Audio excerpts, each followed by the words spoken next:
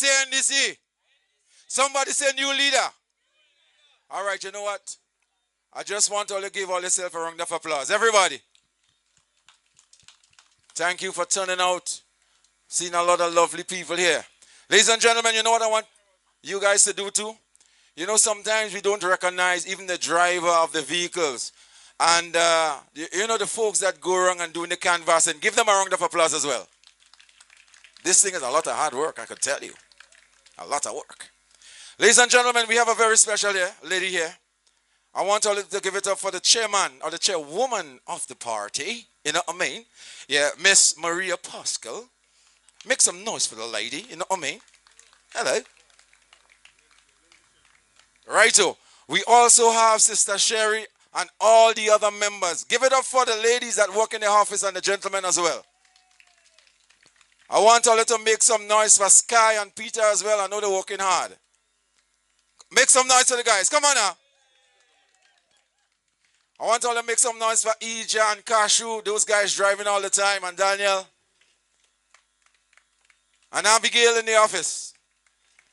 I even want all to make some noise for Miss Pascal Huzzy. All you finally look as me? All right. I'll tell you what, I want all to make some noise for all the other members of the NDC team. Everybody working really hard by.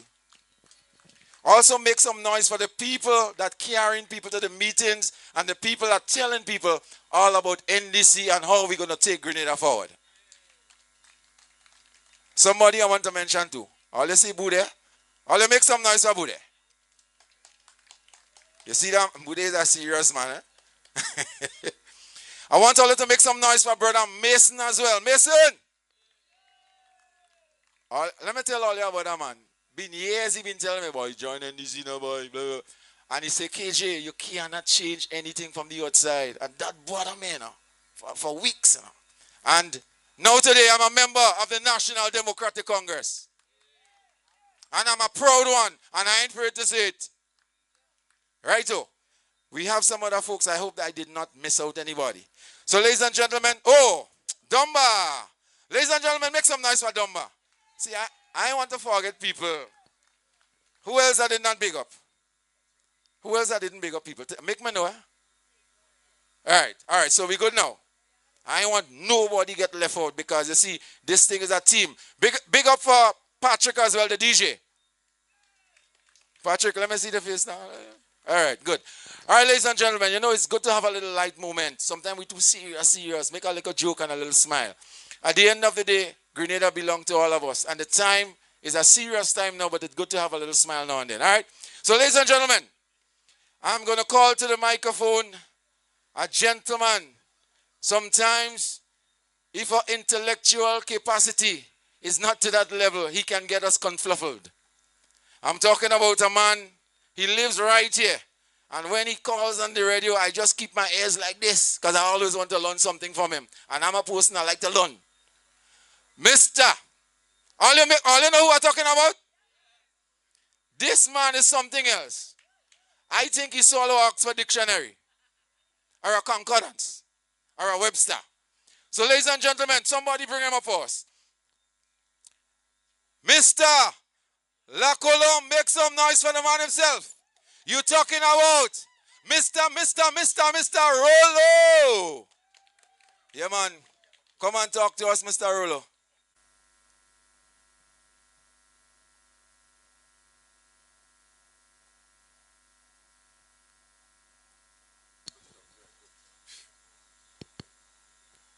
Ladies and gentlemen, listen. Let me tell all you something. And I say this in Grenadian for you understand. I am not a politician. Neither am I a demagogue. And I am not here to talk on behalf of the NDC. I'm not discrediting you all. I thank you for the opportunity because as a Grenadian, and I have a big stink mouth to talk, I say it as it is. I believe in a place called Grenada because I was born and bred here. I happen to have left for a while, but I'm back with my neighbor Stringberry. And I'm saying it as it is. I remember in the 1972 elections, Hudson Scipio, may not know, no, you all wouldn't know. He said this when Gary wanted to stifle the voice of the NDC, the GNP. He said, on Sunday evening in the market square, the GNP will speak. Who like it, will like it, do what they like about it. And they did speak. But let's get a little serious again, brothers, at this time. I am here to say a couple of words, not on behalf of the NDC. I am not here to tell you who to vote for, neither would I. But I surely will give you some hints as to some of the things you should consider when you're going to vote, because you have to vote. You have to vote. Don't miss the opportunity. I only trust that you have registered to do so. Because if you don't vote, there'll be another vote for them, whether you understand it or not. Because they are the people. Make not that mistake. You have to vote. Get up early and go. Make arrangements for that day. Remember, if you do not vote, it is a vote for the other side. Put that in your smoke and pipe it. Let me tell you all something. And I'm serious here as I'm getting warmed up. In this here country, we have been taken for a ride. And look how we can observe that they're taking us for a ride. And they disrespect us left, right, and center. We give them a job for 5 years. After 4 years, they walk off the job. With the job incomplete. And they're still telling you, vote for me. Give me this last one. Damn, what a fart. Fire the ass.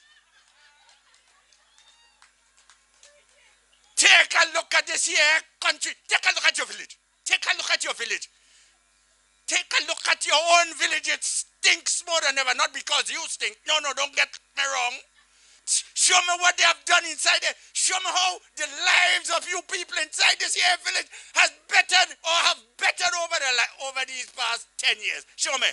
Where have they been? The shit water still flowing out into the river. Look at the state. Look at that. I tell all you I'm not a demagogue. I don't come and give you no kind of an emotional thing. No. I just want you to think. Consider these things. Look at the education. Our children in this village, 100 houses in this village have to leave and go where? St David, further up St David to a school. Why should I? You're hearing? All I'm concerned about is your hearing. And you're understanding me. Clearly. Look, this place needs a primary school. This place needs a place for the children to blow their steam. And we have made recommendations to them, and they have refused to listen. How often do they come around? Look at the village. We had to beg them to clean it. But that is within your own village. Consider them. You had to make a decision, but consider these things. Brothers and sisters, take a look at the country generally. The education system has fallen apart. Or people more stupid. Excuse the word, but I have to say it as it is. Or people are more stupid than ever. Because they have destroyed the education system. The health system. Take a look at it. I heard this morning in the news item, if I'm not mistaken. The one of them gets sick. He jump a plane and gone. And you had to catch your royal ass in the hospital there. And just take a look at that. Open your God-blessed eyes and let mine be the God-damned ones. Take a look at the infrastructure. If I take a walk, sometimes I have to go to the medical station. I can't even feel my way on the bridge. Look at the state of the bridge and the NAS. Look at the holes in the road. Look at the drain. I can't even know when it's drain and my cane picking up bottle. All kind of ringy-dingy. Take a look. And there are people to be employed. Only one set of people getting their work because they are attending to theirs alone.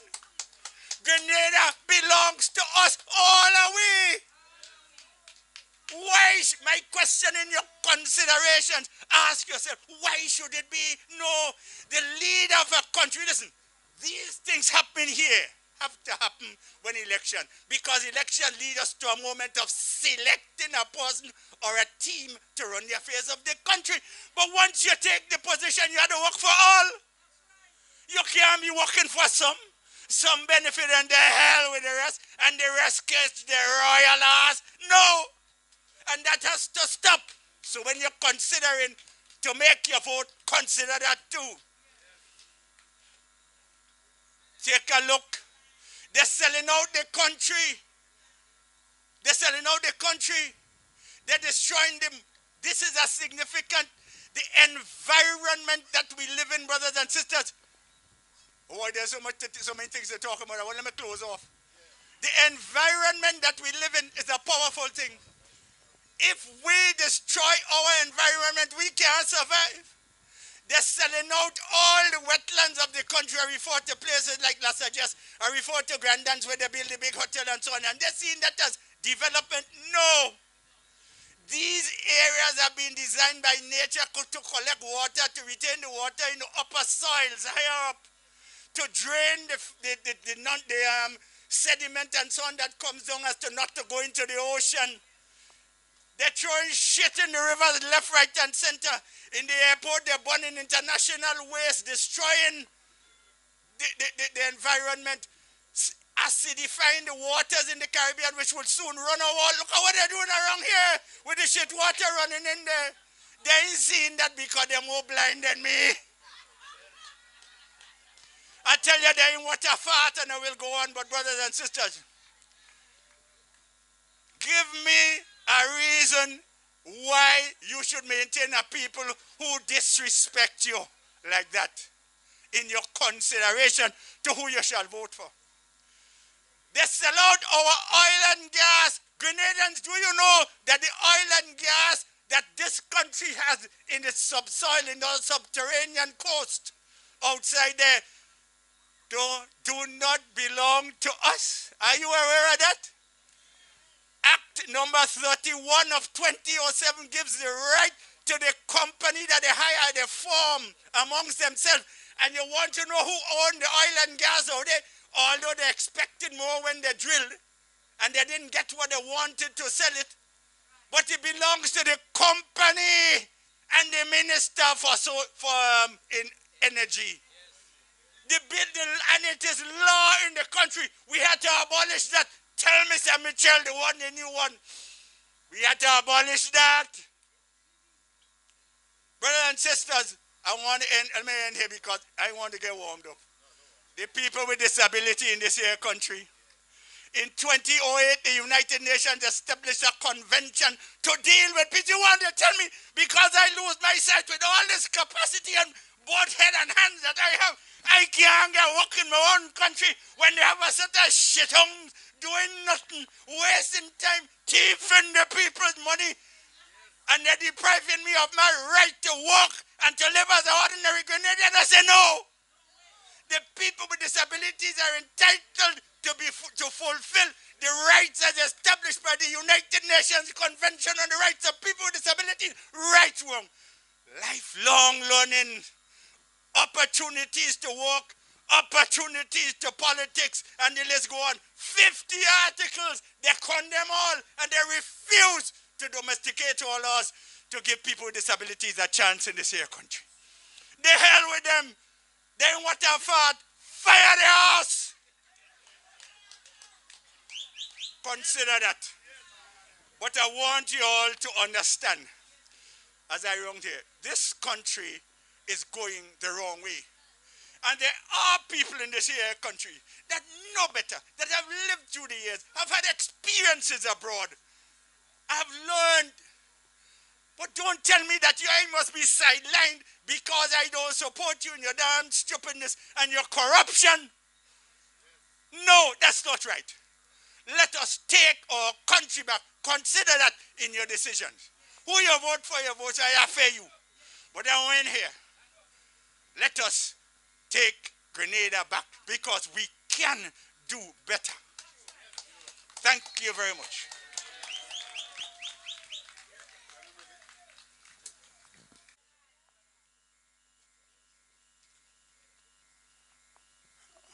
When I look at the children here, the children, boy, we gone already, you know. We gone. I'm 60 and going down. And when I watch the children here, it hurt me. Children, you have no future. I am making that statement now without any apology. What time it is now? How much? 8:03. 3 minutes past 8. On this day, the 7th of June, in the year of our Lord, 2022, children here don't have no future. Why do I say that? I'm going to speak on 5 short topics. The pension, the labor code, the healthcare system, the distribution of wealth, the party office becoming constituency office, and the school cooks. I'm going to talk about those things tonight. Sisters and brothers, in 1983, April 1983, the People's Revolutionary Government decided that they're going to make it possible for every worker to be able to get a pension. That was done in April 1983. By October 1983, the revolution collapsed. It killed itself after 6 months. So the disqualification of the existing pension, which only public officers were eligible for, became in abeyance. Became in abeyance mean it left hanging because the government that day killed itself. Perhaps election was held in 1984, and we ushered in by bringing back the Constitution, which was suspended by the People's Revolutionary Government. We brought back the Constitution so that elections could be held. So the new National Party won the election. The GULP got 1 seat. So the NNP got 14 seats. And for those young children here, I'm giving you a history lesson. The GULP, which is Uncle's party, got 1 seat. But when those guys came in, they recognized that the disqualification of the pension for public officers was on the desk. You know what they did? In bringing back the Constitution, they brought back the pension, but only for themselves. So only politicians benefited from the pension. And when they did that to add insult to injury, they say every time we make a tomboy, we'll get $77,000. So when Parliament was dissolved, recently, each of the members, if you don't know, got over $77,000. Ask them. Ask them, because that is what they brought in as a new law to replace the law for everybody, including public officers, to get pension. So, when I hear the government presently saying that the court, that is the highest court that Grenadians can go to, which is the court in the Privy Council, which is in England or London, they decided well, we won't appeal, but we will pay for those who will be eligible this year, 2022, and we will put in the budget those who can benefit next year. But here the hook. That's the bait. When a man going and fish, he put bait on the hook. So the fish don't see the hook. So what they gave was the bait. But here the hook. They will pay that if the cash flow permits. What cash flow permits have to do with that? You owe the people. And then Mr.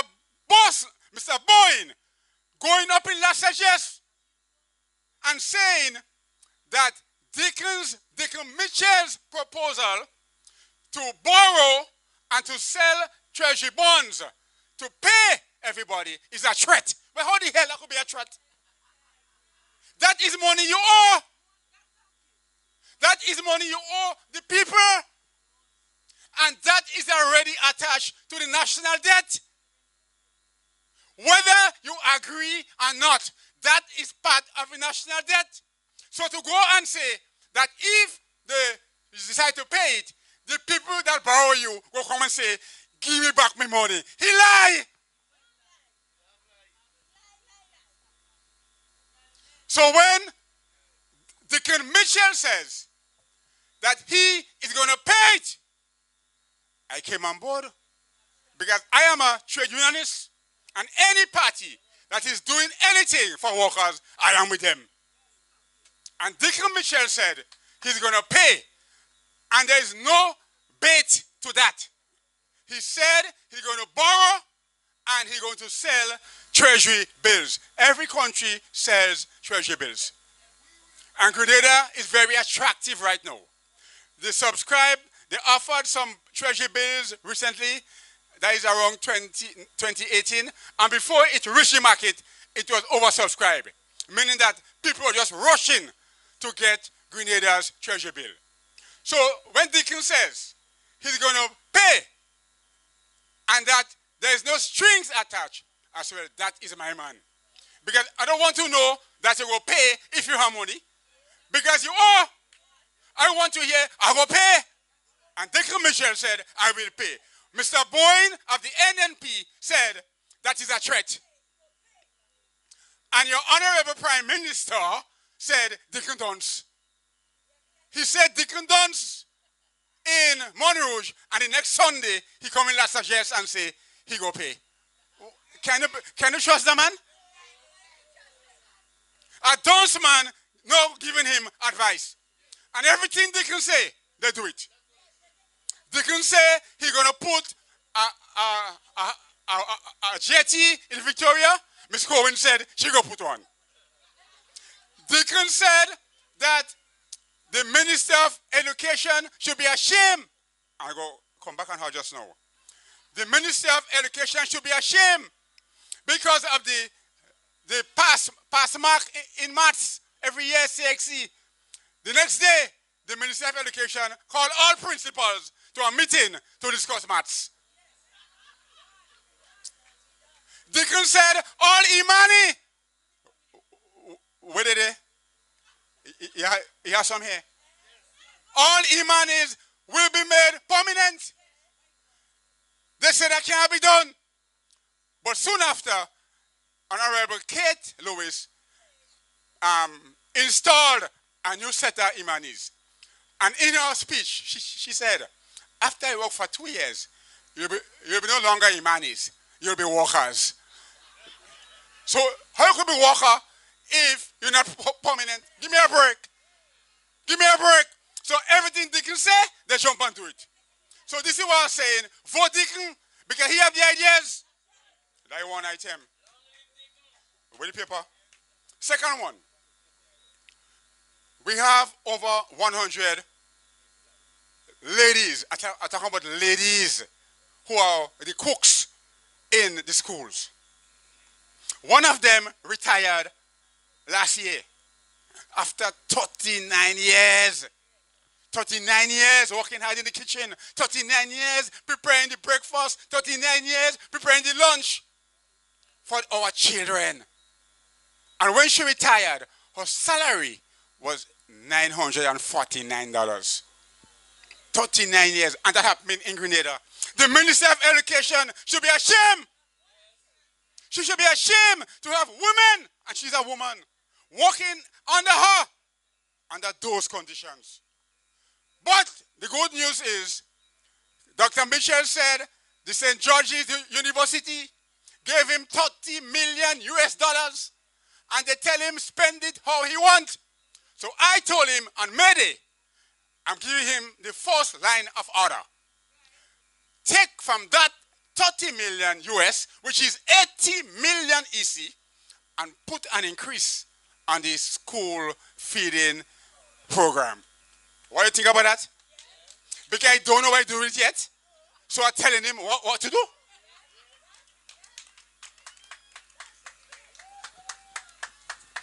So that's 2. 3.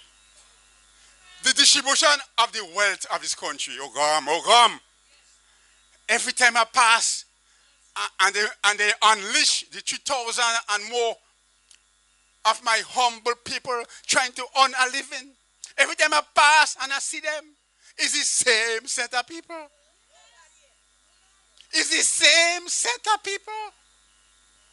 So what's about the rest? So is this how the wealth of this country is being distributed?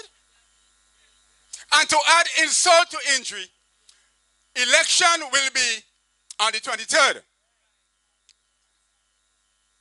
So on the 23rd of June, what is now the new National Party office? Because it is no longer the constituency office. I want you to pull that in a pipe and smoke it. The office in La Sagesse is no longer the constituency office because the parliament dissolved. So it has gone back to the new National Party. So that office, which now belongs to the new National Party, come election 2013, if they win the election, that party go back to the constituency office. And the same people work there. They can't take one NDC supporter because it's no longer the constituency office / NNP, but it's wholly and solely NNP office. How that could be right? How that could be right? Are we serious in this country? And this is why I say I'm sorry for the children. I'm sorry for those young children here tonight. I'm sorry for them. And we're marching, yeah. 15 nil. 15 nil, 10 times, 15 times, and the country going down and down and down. We have to differentiate progress.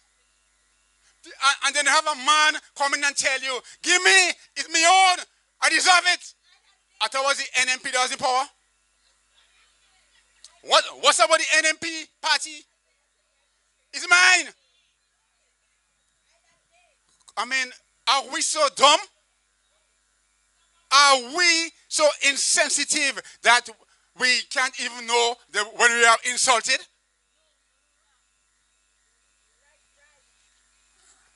Last one. Healthcare.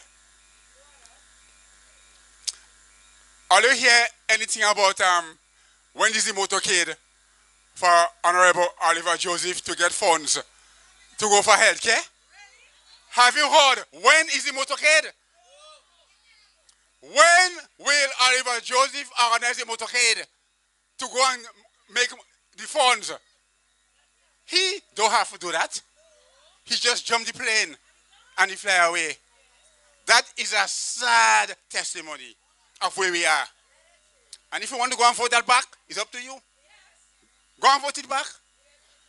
Go and vote that you don't know that your pension will not be paid. Sorry, I'm telling you, your pension will not be paid under the new National Party. The Prime Minister said it will be paid only if cash allows. I'm also telling you that the health system is at its worst, and it has remained so because the ministers can jump the plane anytime, private or commercial, and travel. I'm also telling you that the cooks in the schools deserve better. And I'm sending a message to the Honorable Emmeline Pierre. Madam Minister, you should be ashamed to have these people earning such a meager salary under your watch. And I'm also making the point that Dr. Mitchell said, voting back, and there's a loophole in the law. There's a loophole in the law that causes a certain lawyer to make plenty money. Let me tell you something as a trade unionist. And all I'm saying here is about trade union. I'm not saying anything else. The specialists, the professionals will tell you the rest. I'm talking strictly trade union. Now, in the Labor Code, there's an article in the Employment Act, Article 66.1. Article 66.1 says that if and when workers are on strike, the company can lock them out. You hear what I say? When workers are on strike, the company can lock them out. And that happened in the brewery struggle in 2010. The strike lasted 4 days, but the company locked the workers out for 64 days after that. Now, NMP came into power. That has remained on the books up to today. What time it is now?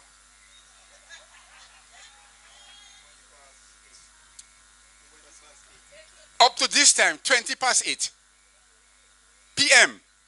on the 7th of June, 2022. But there's another one that was discovered recently where if you are fired, listen very carefully. If you don't hear anything else, hear that one. If you are fired wrongfully, the law doesn't allow you to go to court. You cannot take the employer to court because of how the law is worded. Dr. Mitchell have 15 seats. Now he have 14. Those things could have been solved long ago because there is no opposition. He can just go to parliament and rectify those things. Now he is saying, vote him in. And he go change it. Can you trust that man? 9 years, you don't change it. But now, you realize that you're losing the support of the public workers. You're losing the support of the teachers. And you are saying, vote for me. And I will change it. So what he has done, he has beefed up the traffic wardens. I got for them. It's my people. Give them work. So he beef up the traffic warden. He beef up the caregivers. He beef up the imanis so that the public officers and teachers he anticipates he will lose. He will make it up in numbers election day. Jokey making. The horse is already out of the stable. And the bell is tolling. So sisters and brothers, I done. I say I done. May the Lord bless you and keep you. Vote for Deacon Mitchell. How can someone get experience except they venture into the area they want to be in? You must have training in order to make it. And to say Deacon is a paratrooper. Well, a paratrooper only goes to a place where there needs to be rescue. And then I heard Deacon say that he gave some assistance to the school in St. David's. But nobody knew about that. Well then, if he did that, and nobody could deny that he did that, he's not a paratrooper. He's a ninja. God bless you all. Ladies and gentlemen, I think the ninja is in the house, yeah? Ladies and gentlemen, give it up one more time again for Mr. Mason. Yeah, man. All right. Ladies and gentlemen, we have a very special gentleman and he's here. Mr. Posveda, I want you to stand up. You're not going to speak yet, but I want all of you to make some noise for our deputy political leader, Mr. Adrian Thomas. Yeah, man, make some noise for the man. You understand me? All right, so we're going on nice. Everybody good? The information is out there. Anybody have the pen and paper you're recording? I'm saying it again. Do you have your pen and paper to write or your phone recording? There's a reason why I'm saying this. So you can look back. So when Deacon is Prime Minister, you can look back and say, hey, this was La Calome. And you remember we talk about this and that. And we're trying to rectify. And of course, as I always say, you have to remember those things so you can talk about it and implement it when he gets there. Because come the 23rd, we're going to have a new Prime Minister. Put that in your pipe and smoke it. Right? So we're going on nice. Ladies and gentlemen, I have a veteran in the house. Somebody call his name. Ladies and gentlemen, I have a veteran in the house. Somebody call his name. All right, Mr. Jocelyn Whiteman, I want you to come to the stage. Ladies and gentlemen, make some more noise for Mr. Jocelyn Whiteman.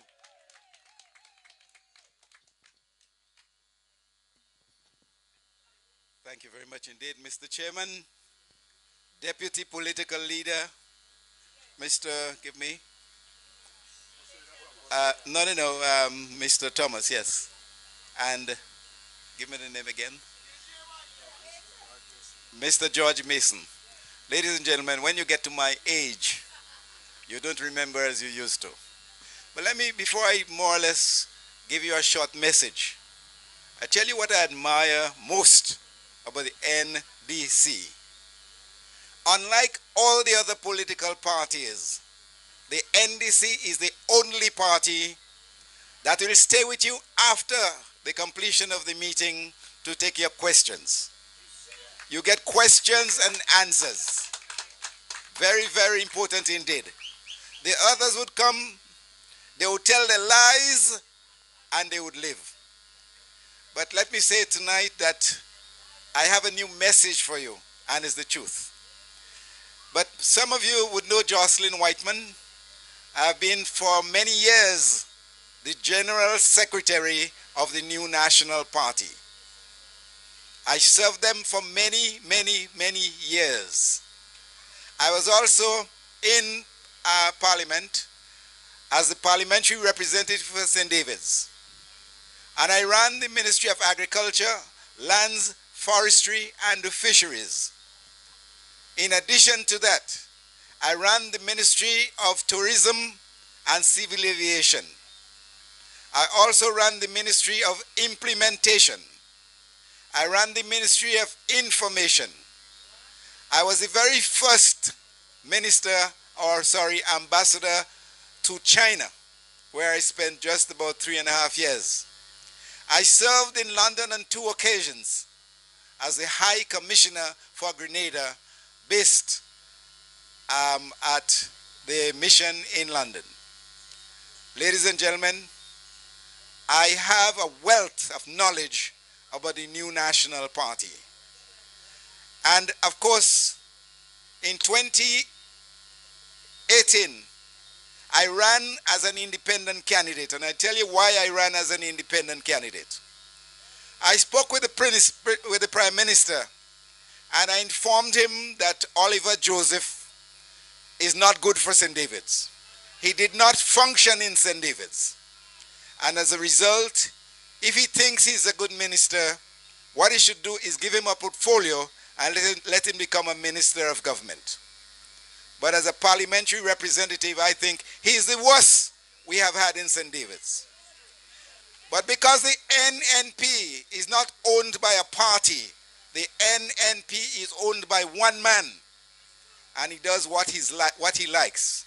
And no one can question what he does.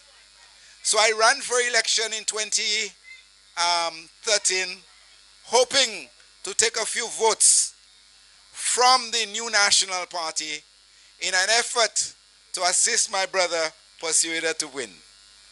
And this is a fact. I did not run to win an election. I ran to make a public statement. And I'm here tonight making a number of statements. Ladies and gentlemen, Dr. Mitchell is all concerned about Dr. Mitchell. Dr. Mitchell never had the interest of Grenada at heart. I have been there and I know. Some people say I'm voting for the NNP because it's my party. I say that is dotishness. That, I say it again, that is dotishness. The party belongs to Dr. Mitchell. How on earth could you have a party where you're the leader for all these years and you do not have a deputy? What would happen if Dr. Mitchell passes tonight? Then we have no one to take over from him. Ladies and gentlemen, let me say again, think before you go to the polls. And at the end of the day, vote for the National Democratic Congress. Ladies and gentlemen, I tell you a little bit something new. It's rather surprising how you sit at home, people visit you and they bring you information.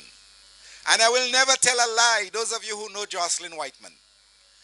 In 1984, when Dr. Mitchell came back to get involved in politics, you see, after the revolution, he was hoping that it would make him the ambassador in the United States. They made a lady from Grenville the ambassador. And Dr. Mitchell decided he will come back to Grenada and he will teach the Grenadians a lesson. He came back to be the Prime Minister of Grenada. In 1984, when they had the first convention, of course, Mr. Blaze was the Prime Minister, and Dr. Mitchell mobilized a number of persons around the country to vote for him on election day so he can become the party leader. Ladies and gentlemen, later he worked in the Ministry of Communication and Works, and he did very well. You can recall a time when we were fixing roads and we had no stones in Grenada. And I can't recall whether it was St. Vincent or St. Lucia where he went for the stones. And this is how he earned the name Dr. Stone. They say, if whatever you want, call Dr. Stone. Ladies and gentlemen, Dr. Mitchell is a strategist. He's what you call a statistician, and he's good at figures. So what he does a thorough analysis as to how well he's likely to do. And he'd only take decisions if they would benefit him. Ladies and gentlemen, Dr. Mitchell, as I said before, is not good for this country. Dr. Mitchell, as Mr. Mason said, will not pay the civil servants. He is not a man who believes in pain. Did he pay Miss Bain Thomas? Did he pay Dossel Charles? And we can go on and on and on. He does not what you call honor court's decision. And he can get away with it because he's protected by the system. Dr. Mitchell is now begging to vote for him again because as long as he's there, he's protected by the parliament. But Dr. Mitchell needs to be questioned. How on earth a man can raise millions of dollars in the name of the general public, and you and I cannot ask him where did this money come from?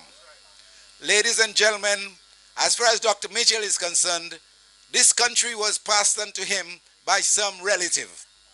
It is time, ladies and gentlemen, that we open our eyes and think in terms of your children and your children's children.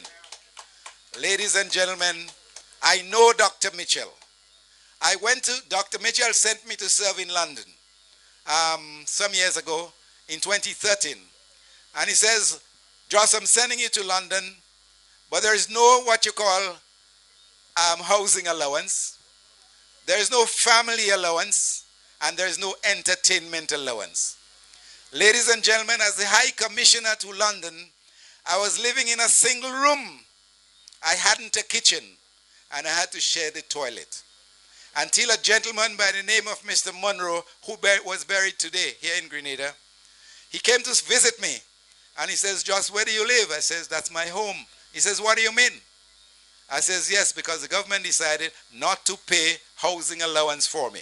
I am 100% sure that the cabinet did not know about that.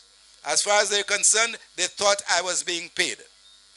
Dr. Mitchell thinks of Dr. Mitchell and nobody else. But ladies and gentlemen, the gentleman that was buried today, when he visited me and he realized, no, Joss, our High Commissioner cannot leave like that. He went away, and within 6 to 8 weeks, he came back. And he says, Joss, there is the key for your home. He gave me a house in a place by the name of Lewisham. And I says, well, I can't take the house because the government decided not to pay. He says, Joss, you don't have to pay anything. The house belongs to you. Ladies and gentlemen, I lived there for a year. And at the end of the year, I informed Grenada that it was taking me something like 3 hours plus from time to time to get to and from work. I wrote to the ministry and they gave me permission to find a house. I found the house about 10 minutes from the workplace. And of course, at the end of the day, the mission in London paid the rent. At the end of my tour of duty, when I returned, Dr. Mitchell said, I am owing the government money. So he did not pay me at all. Dr. Mitchell don't like to pay. Ladies and gentlemen, Dr. Mitchell, I keep saying, is not good for this country. In 1984, when they had the first convention here in Grenada, our support group in London had no money. They wanted 2 tickets. I says, I'd give you 2 tickets. And I gave them 2 tickets to send Mr. St. Paul's and one Mr. Cruikshank to the very first convention. Ladies and gentlemen, on another occasion, Dr. Mitchell had to travel to Paris. He was invited to what is referred to the European Democrat Union meeting. And nobody was able to go with him. So I said, Dr. Mitchell, don't worry. I'll travel with you at my own expense. Ladies and gentlemen, Dr. Mitchell and I slept on the same single bed. That is a fact. Dr. Mitchell said to me, the last thing he said to me on his last visit to London, he says, Joss, everyone knows you spend all your money on your children. Who should I spend it on? And he's laughing, he. You know, ladies and gentlemen, Dr. Mitchell is not good for this country. I never thought the day would come when I see Dr. Mitchell crawl and I see him beg. But nothing goes unpaid. It is said that what goes around comes around. And comes the 23rd of, June, we will have a new prime minister in this country. Ladies and gentlemen, put your hands together for Deacon Mitchell. In my opinion, knowing Dr. Mitchell as well as I do, Deacon Mitchell, he is without doubt a visionary. And I can see him taking this country to higher heights.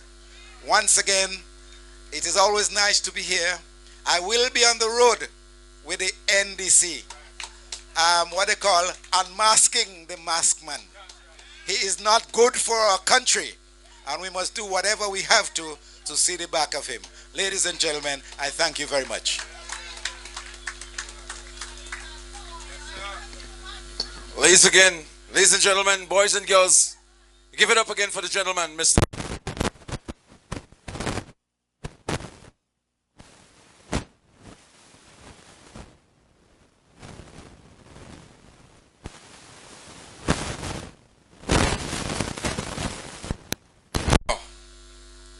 Ladies and gentlemen, the thing getting nice. You know why? We have the deputy political leader of the National Democratic Congress. And he's here.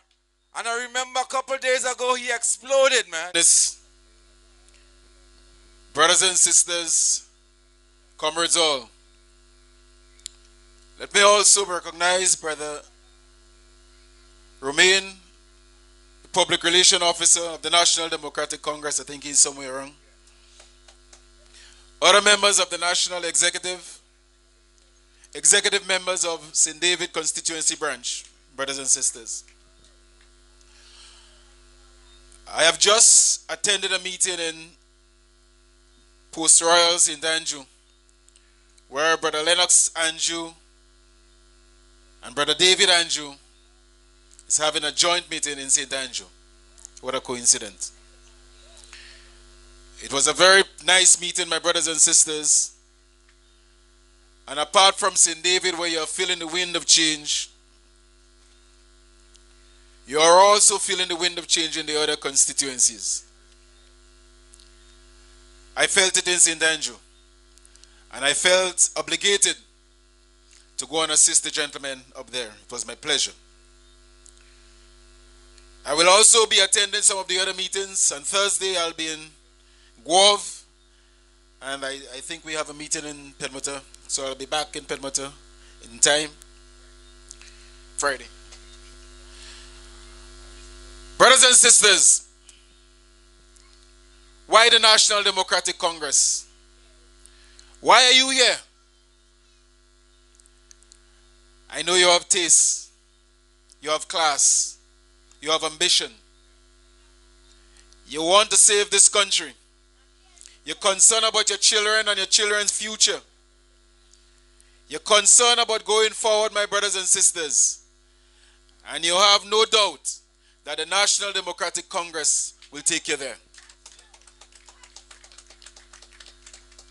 There are many people, my brothers and sisters, who came to the conclusion that the National Democratic Congress is dead.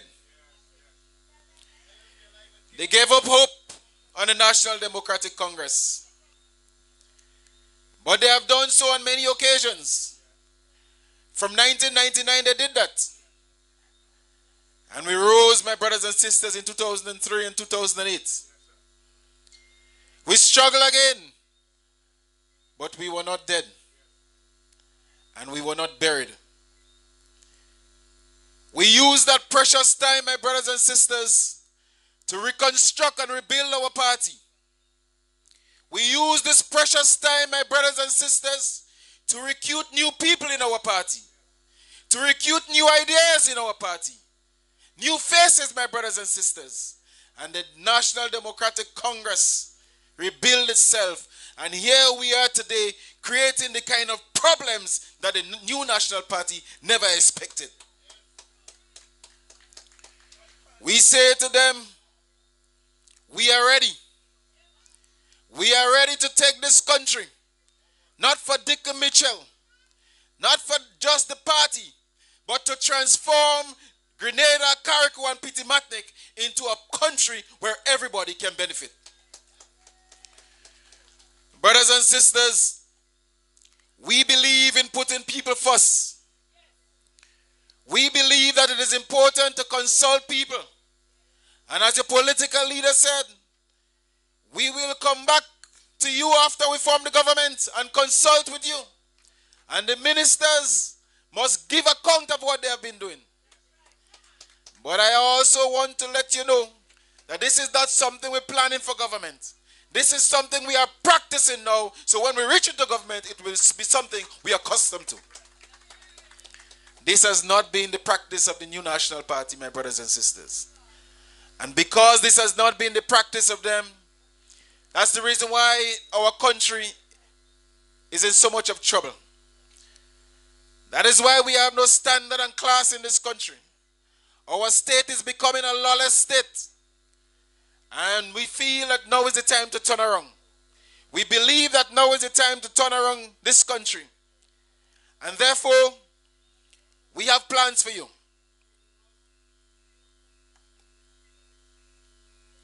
The National Democratic Congress not only concerned about you, the people, as human beings, but we want to create the environment where you can live comfortable. And hence the reason why our plan for the housing is much better than the new National Party. Our healthcare plan is much better than the new National Party. We have serious plan, my brothers and sisters, and the political will to get back into agriculture and build the agricultural sector so that it can create an impact in our society. My brothers and sisters, we have seen time and time again the advancement in education. And therefore, if you really examine the school program as we have it now, Grenadians can get left. Under the National Democratic Congress, we cannot sit there as citizens and allow that to happen. We must transform the education system. We must modernize it, and we must make it appropriate for the times that we are living in. Brothers and sisters, I have come to the conclusion that the level of unemployment in this country is worrying. And many of us is of the view that a lot of people are not working and they are unemployed. But I want to say to you, there is a vast majority of Grenadians who get up in the morning, take a fresh shower, some have breakfast, some don't have, and they go to work. Some travel as far as St David, St Andrew, St Patrick. They say they're going to work. Some pay $300, $400, $500, $600 in transportation. And at the end of the month, they go home with $700. In labor, my brothers and sisters, we call that underemployment. Some people, my brothers and sisters, have the qualification and they cannot get the jobs. We call that underemployment also. And therefore, my brothers and sisters, when you look at unemployment and underemployment, it's worrying in this country. I say the National Democratic Congress has a plan to fix that and transform this country. Brothers and sisters, we are not only prepared to do activities and programs that will transform and build this country. If we go in that direction, if we continue to do that, my brothers and sisters, and we succeed, and we don't wipe out corruption, we will not be going anywhere. It will be 2 steps forward, 1 step forward, 2 steps backward. So we have to ensure as a party that we wipe out all forms of corruption. Anywhere in the world, tell me anywhere in the world where a billboard could cost $300,000. Tell me where in the world this can happen. And on many occasions, my brothers and sisters, we have seen drains and bridges and roads. When you ask the cost of it, it's always $0.5 million, $2.5 million, $3 million. And you wonder what's going on. I am the view that the amount of money that this country could save from corruption is enough to fix all the problems we have here in this country, including paying the pension. So when they ask where we're going to get the money and pie in the sky, which they eat it up there because they live it in the sky, tell them we're going to bring the pie right down on the ground and distribute it in every plate and every bowl for the people of this country. That is what we intend to do, my brothers and sisters. And I believe that the time has come for the pie to share equally among all Grenadians. Whether you're yellow, whether you're green, whether you're white, whether you're red, Grenadians deserve better. My brothers and sisters, I have traversed this community, Calome, for the past 10 years. I've heard your problems. I've seen your problems. I have written letters to the minister, the parliamentary representative, on many occasions. Not a single one he has replied to. As a matter of fact, the last letter I wrote to him is a letter complaining about the problem we have with the sewage system. I come and copy the same letter to the Minister of Health. None of them responded, my brothers and sisters. This is an indication and a demonstration that these people do not care. So despite the contribution we may get from foreign governments with the houses, they will just chuck you there and don't come back to see how you are doing. The National Democratic Congress care about people. And hence the reason why we are here tonight, to let you know that we have a new plan for the people in Calome. My brothers and sisters, I cannot see these housing schemes making any sense if we don't have recreation facilities. My brothers and sisters, I cannot see these housing schemes making any sense, especially when you take people from different communities and bring them to assembly in one place if you don't have a good community center for them to meet and talk about their problems and development. My brothers and sisters, a housing scheme of this magnitude, a preschool will not be too much to bring to the people of Calome. And I have seen in Trinidad and Tobago, my brothers and sisters, where you bring 5,000 people in these housing schemes and what they turn out to be. We must wet our house when others is on fire. And we must not allow that to happen. So we'll put the necessary measures in place to make sure that these places are developed so that the humans who are living here, human beings who are living here, can prosper. My brothers and sisters, I know some of the rules and regulation here in regards to shop might be a bit challenging and limited. But when you bring communities like that together, a shopping center where buyers and sellers can meet is essential. That is what life is all about, my brothers and sisters. So we cannot sit by and implement rules and regulation which are going to stall the growth and the development of the people in the community. So the National Democratic Congress, my brothers and sisters, must take that into consideration. Today, the National Democratic Congress is making a clarion call.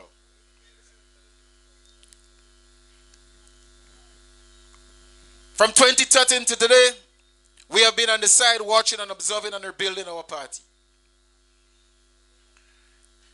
My brothers and sisters, election is June the 23rd. We are not coming here to help ourselves. We are not coming here for any individual to make them happy and to give them a prestigious job. We are here, my brothers and sisters, because we are concerned about how our country is deteriorating. We are concerned about the level of poverty in our country. We are concerned about the level of unemployment in our country.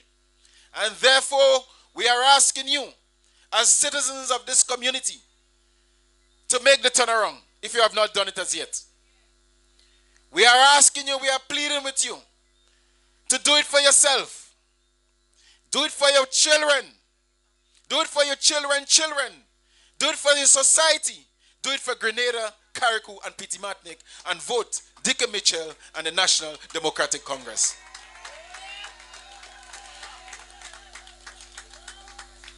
Brothers and sisters, as I said to you,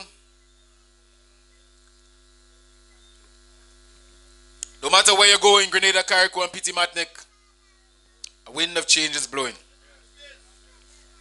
You can feel it. After Progress Park, a gentleman said to me, boy, a revolution is developing in this country. Some people may see it. Some people may feel it. But I can tell you, I'm smelling it. I am smelling a complete turnaround. And don't let people fool you that revolution is about guns and battleship. Revolution is about change, my brothers and sisters. It's about changing your mindset. It's about developing the right attitude. It is about taking matters in your own hands for your own destination.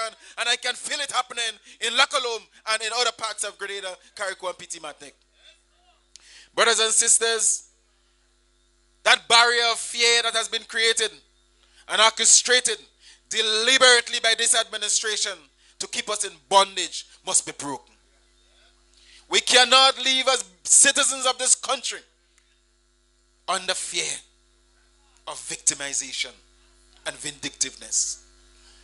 We have to stand up and take matters in our own hands. As a man in your house, my brothers and sisters, you have to guard your family and protect your family. And if you cannot guard them in your house, it means that you cannot guard your community and you cannot guard your country, and therefore you do not what? Calling yourself a man.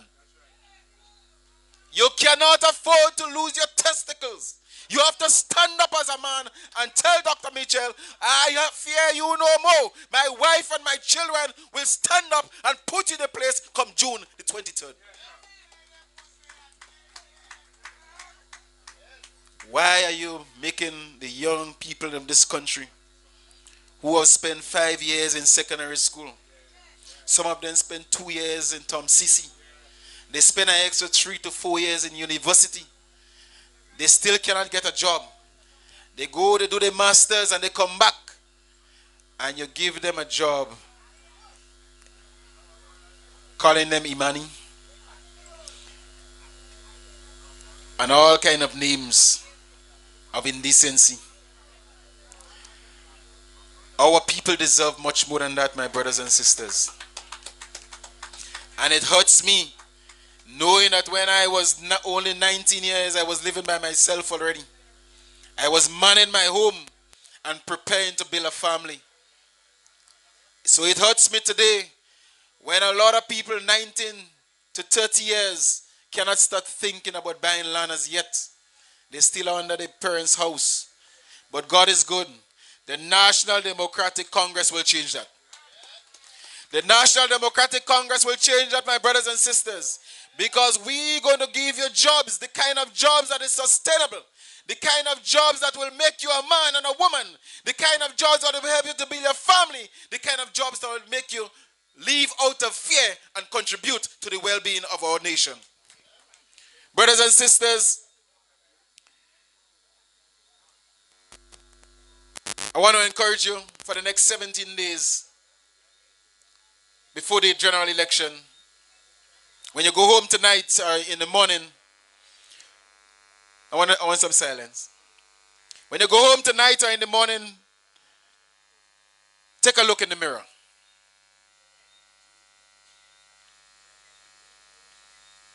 If you see anybody else there but yourself, break it. And ask yourself, my brothers and sisters, am I doing enough? How can I contribute in this change that we are talking about? I say to you, like I have just said to the people in Post Royal, coming to these meetings is not sufficient. Election day, dipping your hand in the ink and voting is not sufficient. Carrying the bumper stickers and the flag on your vehicle isn't sufficient.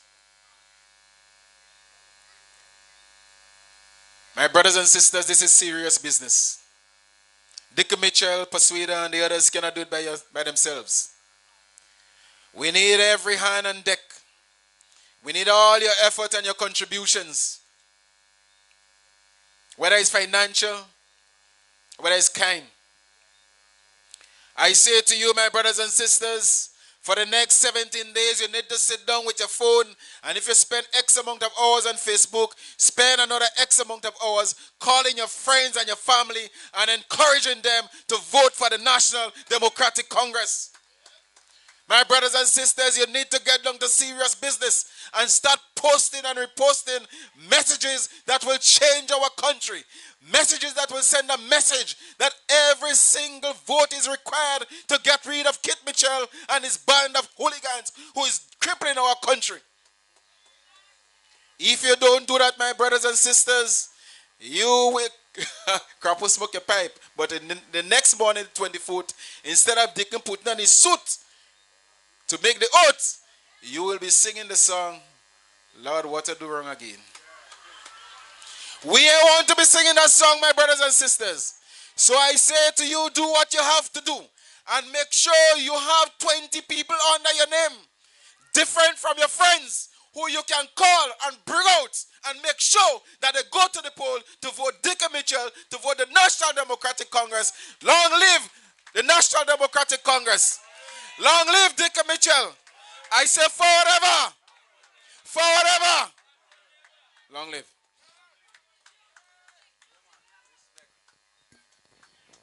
Ladies and gentlemen, say forever. Say forward ever.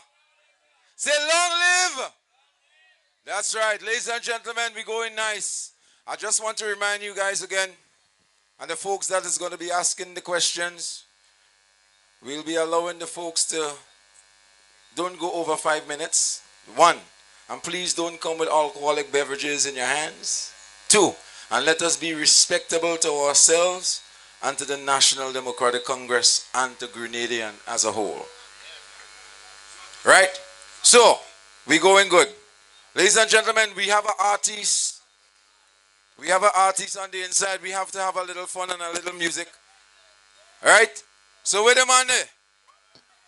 Alright, ladies and gentlemen, my brethren. Right now, I think he's the lead vocals. What's the name of your band, Hammer? What it is again? Full Force. Ladies and gentlemen, the lead vocals of the band Full Force. Ladies and gentlemen. Oh, just before I bring on Hammer. Just before I bring on Hammer, we have to recognize the man. Mr. Deacon, just make a little stand up for us, please.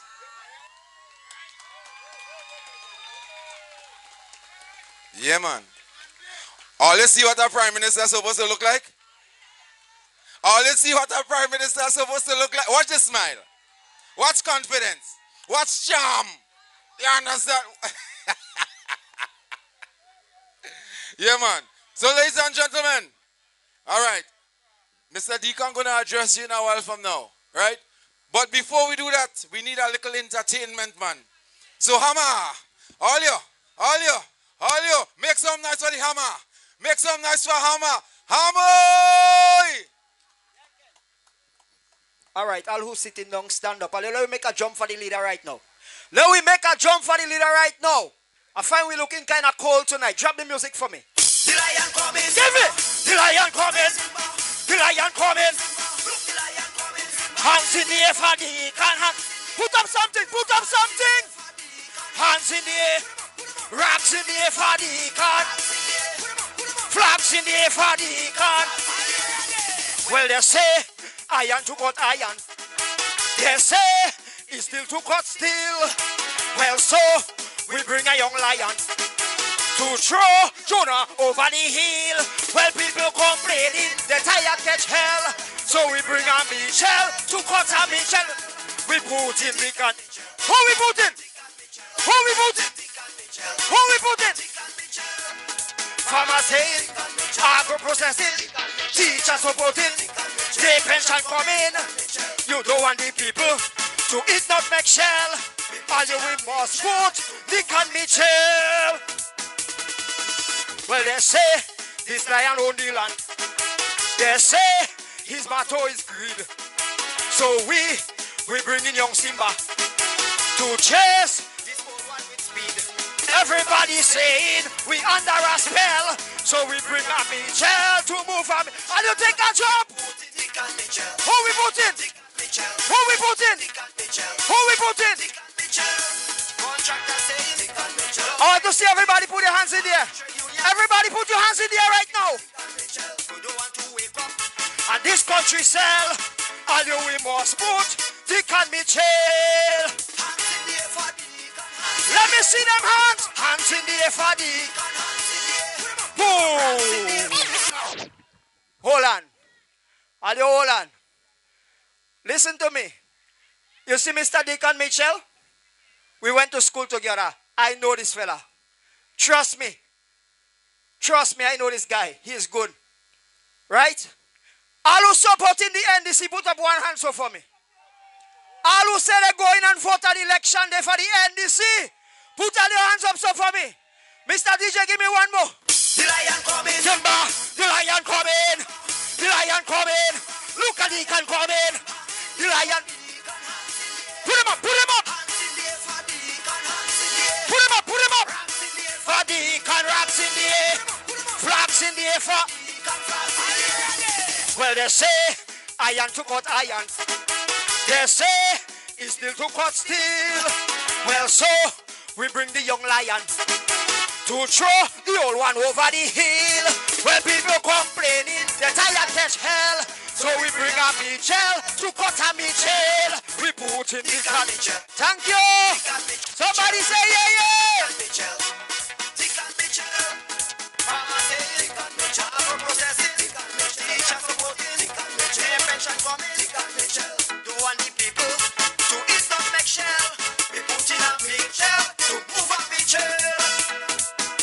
Yeah, man.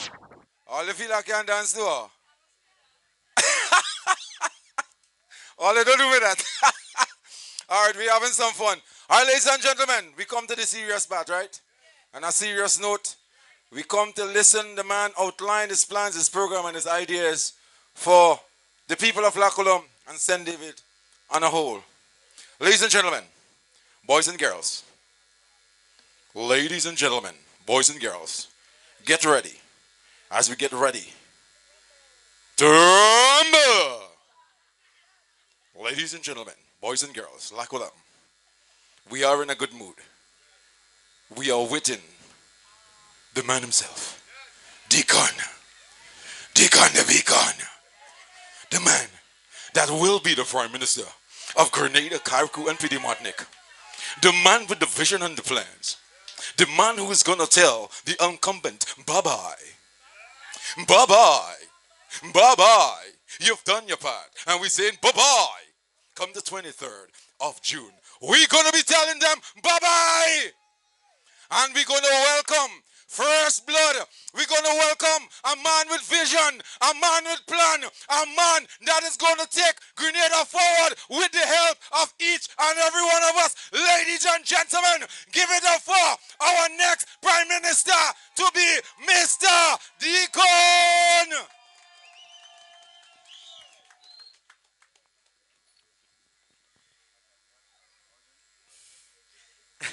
Good night, everyone. KJ, you drink something extra tonight. Extra tonight. You get some energy. You get some energy. That's good. That's good. Good night, Calome. Good night, Calome. It's a pleasure to be here tonight, and I'm very happy to see that we have some young ones amongst us. So first, let me acknowledge the presence of the Deputy Political Leader of the National Democratic Congress, Adrian Persuader and Persuaded Thomas. As you would appreciate, both the political leader and the Deputy Political Leader of the National Democratic Congress hails from the great Eastern Parish of St. David. And as I said on Sunday, whenever we need to begin the process of serious and fundamental change in Grenada, that process always starts in St. David. And so I want to thank the Deputy Political Leader for addressing us tonight. In fact, after his speech, I didn't think there was much I needed to say, particularly as it relates to the issues that affect Calome. So I want to thank him for the time, thank him for his address, especially since he was in another constituency and still came back to address us. And that is testimony to his commitment and the hard work that he's put in over the years and continues to put in for the people of St. David. And I want to stress this: service by public servants, service by politicians does not require you to be in office. It does not require you to win an election. And in fact, you would see that when he had to write to the Member of Parliament for St. David about the state of the sewage, he did so. But the one who should be fixing the problem, the one who should be addressing the problem, the one who should know about the problem, and who should be the first one to address that problem, did not respond to the letter, has never responded to the queries and the cries of the residents of Calome, has not responded to the media attention that was brought to the matter by the residents of Calome. And even today, you are still left to face the challenge of sewage rolling into your backyard, into the streets, and into the drain, and into the river, which ultimately washes out into the sea.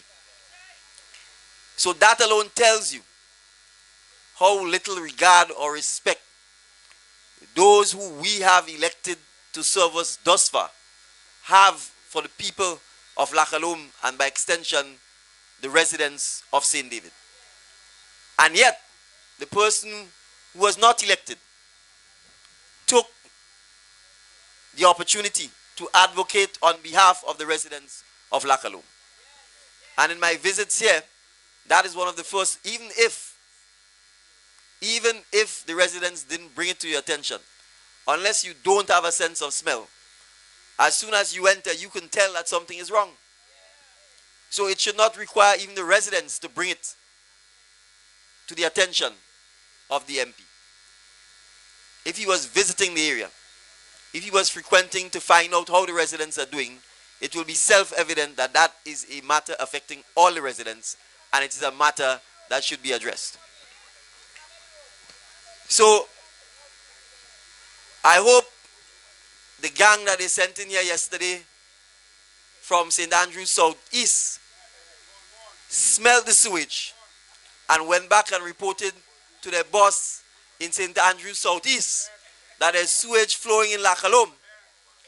And if they put her in charge of the campaign of a colleague in St. David, that she should come down and smell the sewage herself and then do something about it. So the reality is this. If we have communities that are created by the government, and the only thing that is put into the communities are some small buildings and some roads, that is not a community. That is not a Grenadian village. That is not a village that would allow us to thrive and improve and be better. If we do not have, as was said by the deputy political leader, a playground, a place for our young men, young women, children, and senior citizens to walk, to meet, to exercise. If we do not even have a bus shelter to allow us to shelter the rain before we are able to walk into the village, if there are no other communal facilities to support the residents who live here, it means they do not care about your standard of living. They do not care about what happens to your children and your grandchildren. And they can't say, give us one more time, give us one for the road, because they've had enough time to address all of the issues that are affecting us. And so, as residents of Calome, you have to ask yourself, given the track record of our current MP, who you've elected over the last 9.5 years, if he does not want to address something as simple as the sewage flowing into the public streets, what is he actually going to address in Calome for the next 5 years? If his shame plate isn't broken, so that he could at least say before the elections, let me attempt to fix the sewage system, what is he going to address if you give him another 5 years?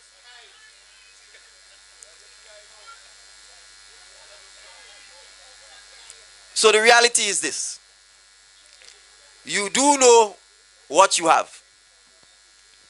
You have representation that has failed the residents of Calome. You have representation that is absent.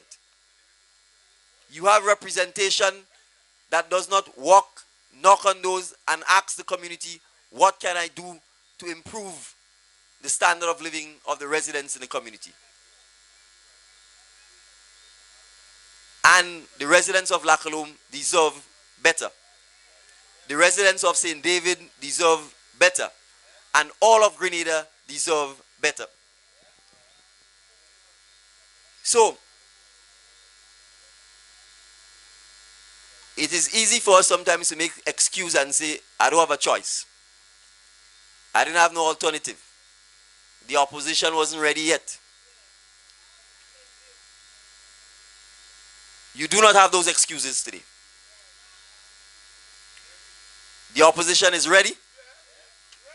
The opposition is united. The opposition is energetic. The opposition is full of ideas. And the opposition is ready to go to work on your behalf.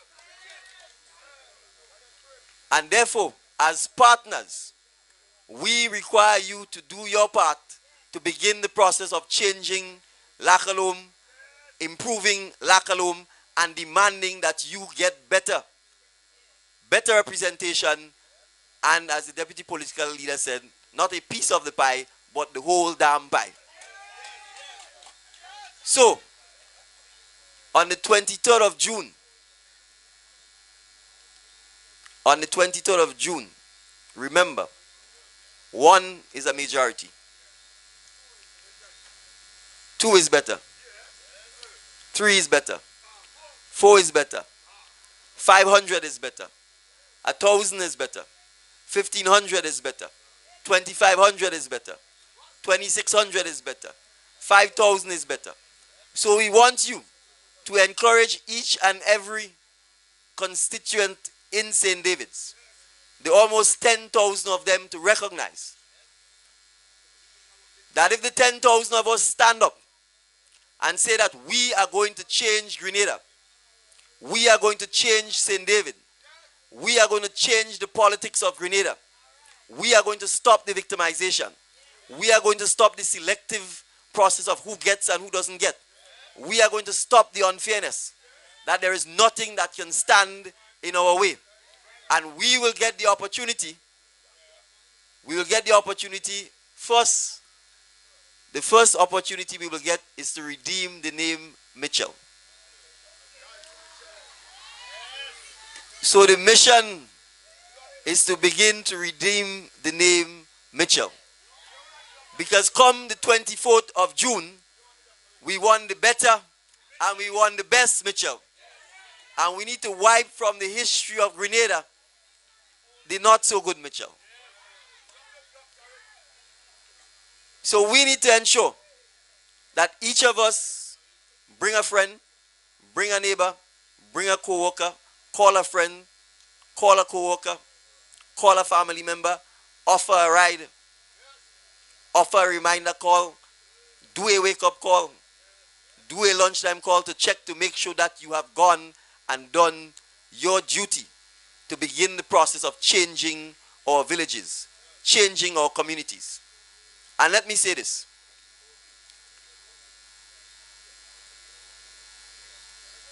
Nothing lasts forever. The reign of the incumbent cannot last forever.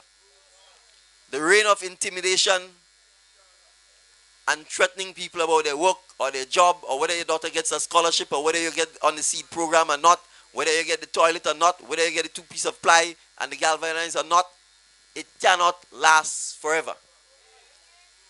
And we have the ability to change it and bring it to an end even faster.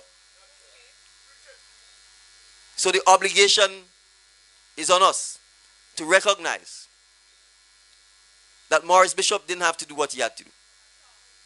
Unison Whiteman didn't have to do what he had to do. Teddy Victor didn't have to do it. Sebastian Thomas didn't have to do it. But they did it. Fitzroy Bain didn't have to do it. But why did they do it? Why would they sacrifice themselves? They sacrificed themselves so that people like myself could have had an opportunity to get a good education.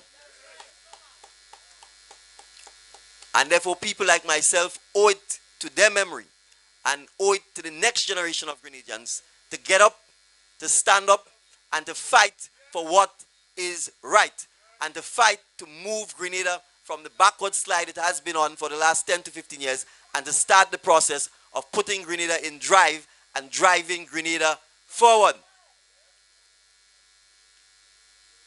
Unless you are in any doubt, I want to assure you that it is not just me, but that there will be another generation of Grenadians and a generation after that who will honor the memory of people like Fitzroy Bain, the memory of people like Morris Bishop, by fighting for what is right and fighting for the overall development of each and every Grenadian. And so this is not about a competition with the incumbent. This is not a competition about who could wear tight shirt and who can't wear tight shirt. This is not a competition about who could dance and who cannot dance. There is no competition about ideas because they do not have any. There is no competition about solutions because they do not have any solutions. And there is no competition about moving Grenada forward because they have not spoken about moving Grenada forward. So the one for the road is a Clark's coat, a under the counter, or a Rivers. If you want one for the road, go in the rum shop, take your one for the road, and go home. And leave the serious issues of transforming Grenada and moving Grenada forward to the National Democratic Congress and the generation of Grenadians who have stepped up to offer themselves to serve the people of Petite Martinique, Carriacou, and Grenada. So let me say this. As I've said, we know there will be no debates about ideas. We know they will not have pocket meetings and invite the constituents to ask them questions or to give them their suggestions. We know it is about entertainment. And we like to be entertained. Entertainment is a necessary part of life. But let us enjoy the entertainment. Let us laugh. Let us have a good time. But remember, from midnight on the 22nd of June, it is a sober time. It is a serious time. And it is a time for us to begin the process of the change that we want. And as the deputy political leader says, we are going to have a bloodless revolution on the 23rd of June. We are going to have a ballot revolution. We are going to cast the ballots that are going to transform Grenada and create the revolution and reignite the spirit, the confidence, and the pride of Grenadians in Grenadians and in Grenada. And so for the Grenadians in the diaspora in particular, I want to continue to encourage you to continue encouraging all Grenadians at home and in the diaspora to join in the transformation process, to join in the change process. And whether you come home or whether you stay in the diaspora, remind each and every Grenadian that you want to be able to walk in New York, in Toronto, in London, in Germany, in Austria, in Africa, in Central America, in South America, wherever you are, with your head held high, knowing that once again, Grenada is about to begin the forward and upward movement that Grenada has always been known for, and that it will take each and every one of us as Grenadians to make that change happen. So, La Calome, I want you to be a village, a community that will ensure that you start the process of showing what a model Grenadian village and community ought to be like, by ensuring that we begin to organize ourselves, by ensuring as residents we begin the process of organizing ourselves to form the La Calome Village Council. Because we are going to bring back the village councils, we are going to empower villages, and that is the only way in which we can hold all politicians, including myself, accountable. That is the only way you can provide to the politicians the suggestions, the criticisms, and the help that is needed to make sure that the community's needs are addressed. And so I want to assure you that the issues raised by the deputy political leader relating to the sewage, relating to the lack of a playpen or playground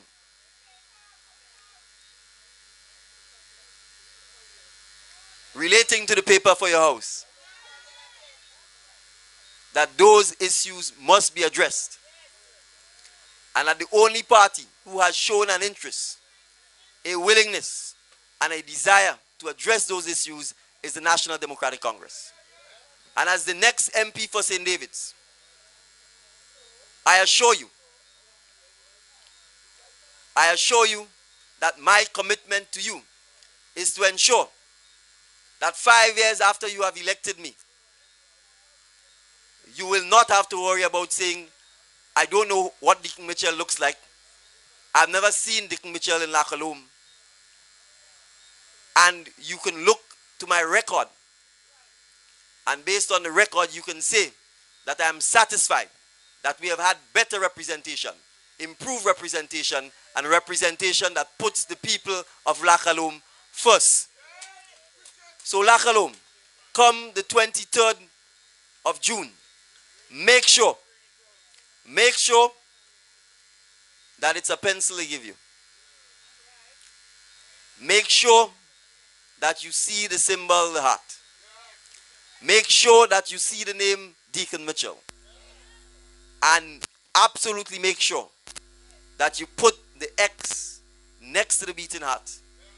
And that you can pump fresh, new blood into all of our parishes, into all of our constituencies, and into all of our villages and communities in Grenada to begin the transformation process that we need. So, as you know, we always ask for questions, comments, advice, and I'm happy to turn the mic over to you so that you can come up, ask your questions, give your comments, give your counsel, give your suggestions. We want to have as much persons as possible, so if you could perhaps keep your questions to 1 or 2, and as KJ said, no alcohol beverages, please. We're streaming live, and while we want people to be passionate, no profanities, please. Thank you. All right. So thank you very much for listening, and I look forward to having your questions and comments. Ladies and gentlemen, give it up one more time again for our political leader and soon-to-be Prime Minister, Mr. Deacon Mitchell. Somebody make some noise. Somebody say new Prime Minister. All right. Good night to the lovely people of Calome. We work really hard and really keep ourselves here, but nobody come and look out for us except this man. Let's say thank you. Okay. So, number one that we want on the list, I'm going to say some of the things that we want, and they're going to tell us how soon they're going to be giving us.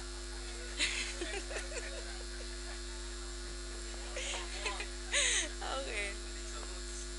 A special good night to our Prime Minister to be. So, the first thing I think we need inside here is a bus stop. When you're coming in front there and then the rain coming, imagine you have to walk in that rain, come all the way up. Sometimes you don't even get a ride. By the time you reach home, you have the cold. And it's a long way. So if only they could put a bus stop, a little shed there for us, that would be really good. And I don't know how people could stay in a village like that and don't realize, okay, these people inside, they need a bus stop. They just put us here as if it's like some kind of monkey, and then they just leave us there. You know? And another thing again, many times we make effort to come together to have little community groups so we could come up with ideas, what we could really do to, you know, to make some progress and to do things to build a community. But sometimes you can't get a unity because I would say NMP don't want to mingle with who they think is NDC, and NDC may not. But when coming to our community, everybody, you know, could give their views and unite. So we want to see that stop because I like to see things happening and I can't able to do things. They're keeping me to steal. So I want the unity where people respect one another.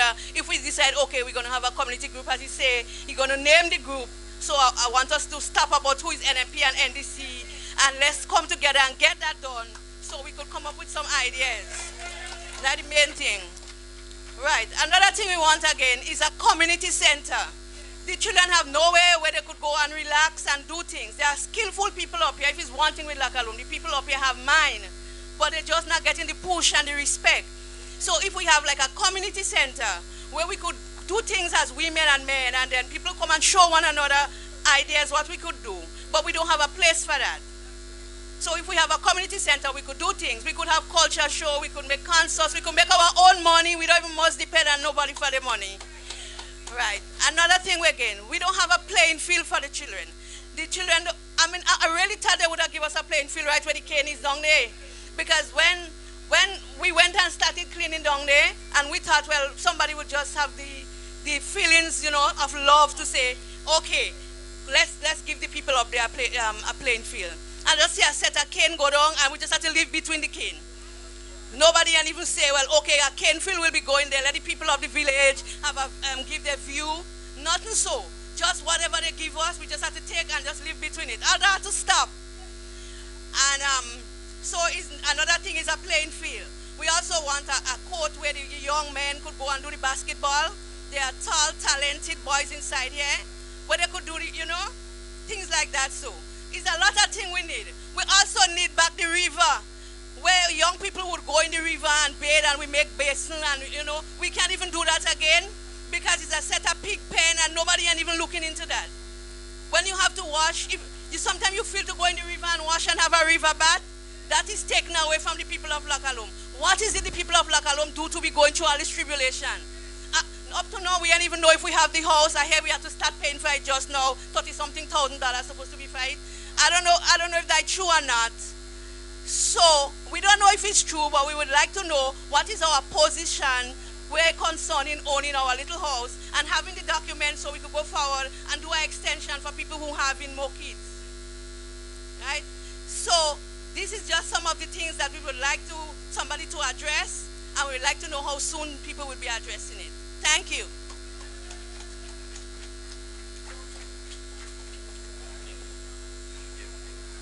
One, two.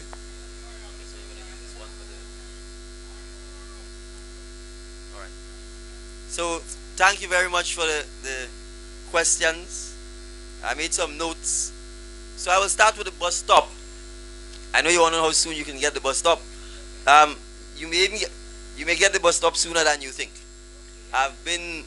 Prior to getting involved in public life or politics, I was in fact approached by a group from St. David to help with the bus stop. And I had agreed to pay for the cost of the foundation. And after agreeing to, I heard nothing further. And then I followed up after coming into Calome and recognizing, because I was actually here a day when the rain was falling, and I saw the kids walking in getting soaked. And when I followed up, I recognized it was the same group that was trying to have the bus stop.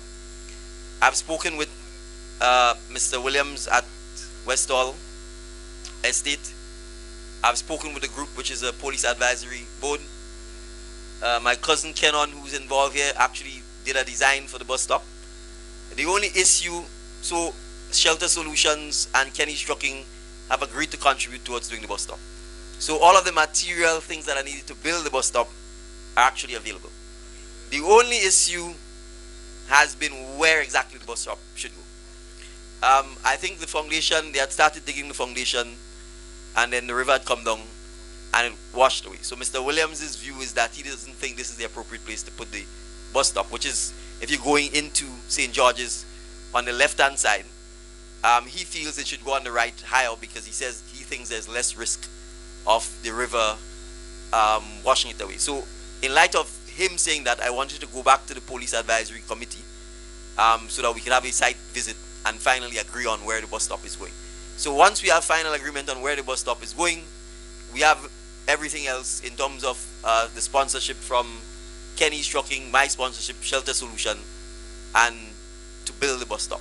So while we might be in election mode, I think once we get out of the election mode, we should be able to have the final site visit, and the construction of the bus stop should happen soon thereafter. The only concern I think Mr. Williams expressed is that he didn't want the bus stop to turn into a vendor's stall, and he wanted it to be used as a bus stop. And I think that's a fair request to be made. So I would say this, we should be able to have the bus stop in a relatively short period of time. All right? Good.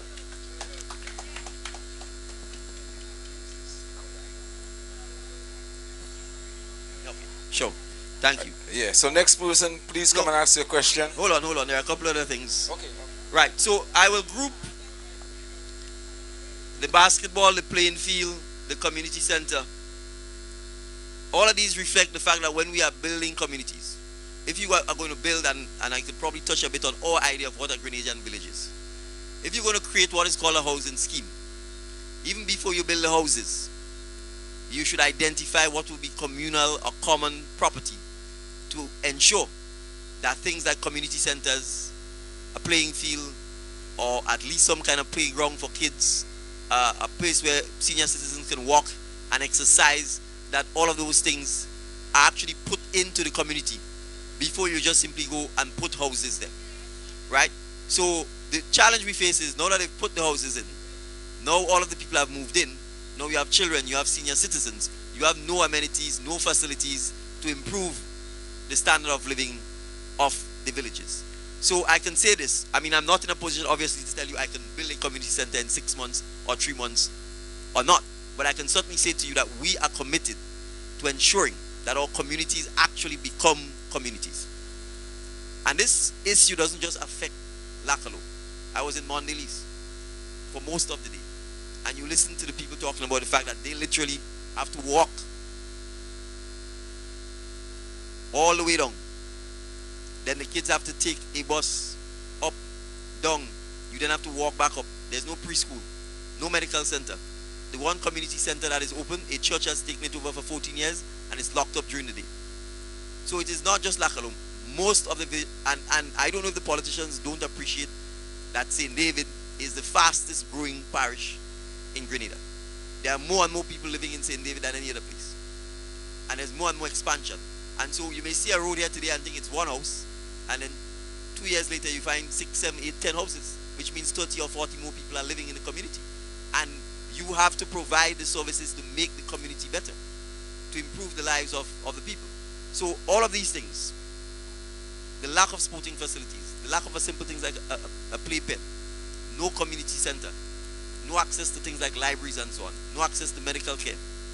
All of these are issues that we intend to address throughout our villages to make sure that even if we can't have it in Calome, that we have it at least close enough so that it is easily accessible and that we can build the community spirit. Because you see, when you don't have a community center, when you don't have a playing field, when you don't actually have a place where you can meet as a community and communicate, it is harder for there to be unity. Because each of us is sticking to our own homes. There's no common place where we actually meet. You're not meeting and play dominoes, you're not meeting and play football, you're not meeting and do any community activity.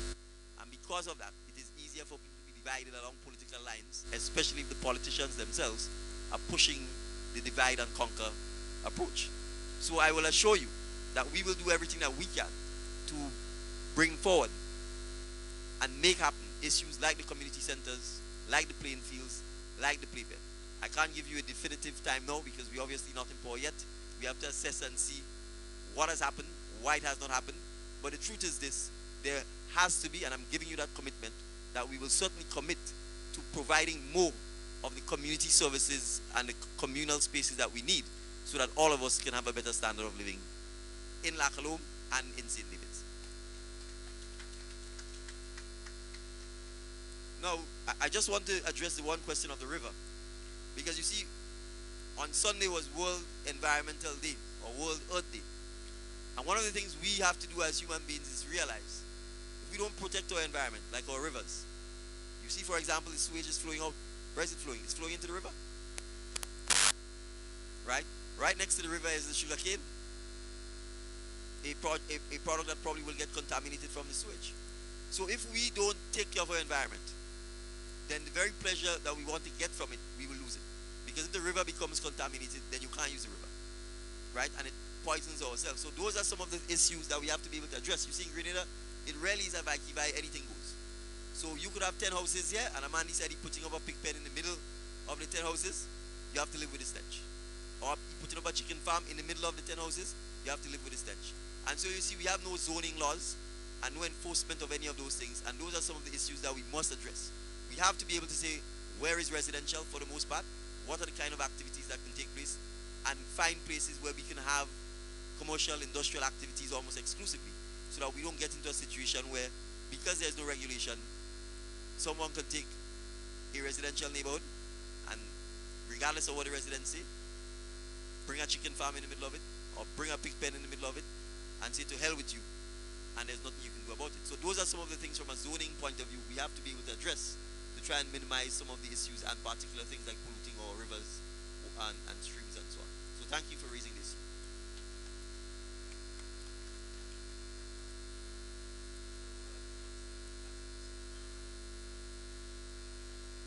I want somebody to bring up Mr. Rolo.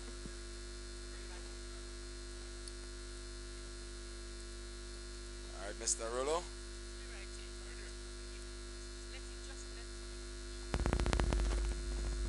Yeah, thank you very much, ladies and gentlemen, Mr. Mitchell. Now I want to ask you a question, a very powerful question. I want to put you on the spot. But before I do that, I want to make a couple of comments about certain things. Somebody spoke about unity. We tried a thing, it's rather unfortunate. But it is time that we do come together in a village organization. We attempted, and I know why it failed. It failed because of untrustworthiness. Let's say it as it is. Dishonesty, incompetence, unreliability, and these are some of the things that we have to work on if we want to take this country forward. We have to remove this shameless institutionalized hypocrisy that's been plaguing this country for years. Unity, organization in the interest of us today and the future, especially the children spoken of. But we had to be frank and honest, brothers and sisters. We had to be frank and honest. The other thing is somebody made a comment about somebody want to charge us for the houses. Let me allay your fears, brothers and sisters, about these houses inside here. I was in Venezuela, and I heard the Comandante Chavez about 300 meters from where he gave his speech in the presidency, when he declared to the government and people of Grenada he was making a gift of 100 houses. Hear what I tell you? These houses are gifts to us. Hear what I tell you? I was there. Paid for who? Who had to pay for what? Nobody has to pay for any of these houses here. Put that, listen, shove it in them pipe and let them smoke. Not even, listen, no administration, let us be frank, can charge the people living in this home, these 100 houses inside it, built and donated to the people of Grenada by the Bolivarian government of Venezuela. Nobody had to pay for it. We had to pay $2,500 to assist in the documentation and the administrative services, the electricity, the water connection, and so on. Mas nada, nothing else. You hear that? Mas nada. That's a gift from the Comandante Chavez. I was there. We don't have to pay a cent. But now let's go to the powerful question, Mr. Mitchell, because I don't want to take very much time. Thanks for the opportunity. Mr. Mitchell, you explain a lot of things that this here country needs. The village, other villages, the nation as a whole, infrastructure and otherwise. But I'm concerned about something else. All these things that you have mentioned and the things that are being spoken about on the campaign trail by all the political parties have to do with policies. Policies set up or done, established by the executive. In other words, the people who constitute the team that run the ministries. But there's a serious but. The job that you people are seeking primarily is a job as lawmakers, legislators. We are deficient in laws in this country, and moreover, the laws of this country today, the majority of them are from 17 something, in other words, the 18th century and the 19th century. And we had to be living under them. And who made them? Elizabeth Regina II in England. You ought to know as a lawyer that the Constitution of Grenada has never been made into law in this country. Yet he making law that we have to obey. Check that out.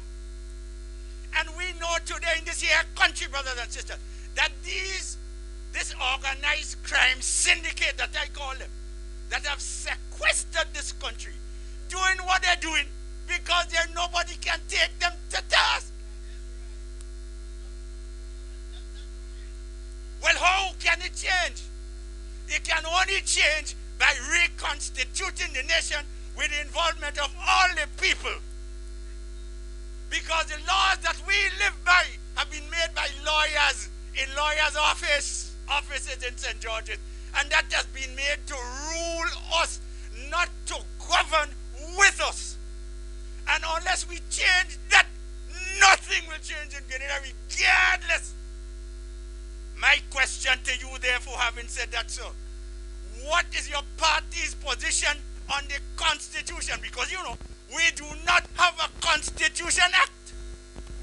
What is the position of your party on the independence of this country? Because, as you know, we do not have an independent act.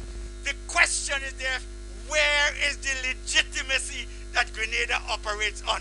Thank you very much, and we'll be talking more about this.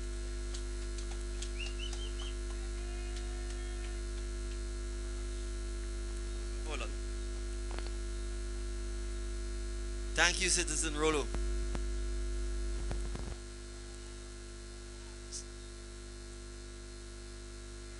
So I want to take the point that he made, which is when you run to become a member of parliament, you are first running to become a legislator, because the persons who are elected into the parliament are the persons who make the laws of Grenada. And the laws of Grenada ought to shape the policies of the executive. So if you are in the majority in parliament, you form the executive and you form the government. And if the government wants to change things in Grenada, the government has to go back to parliament to enact laws that would effect the changes.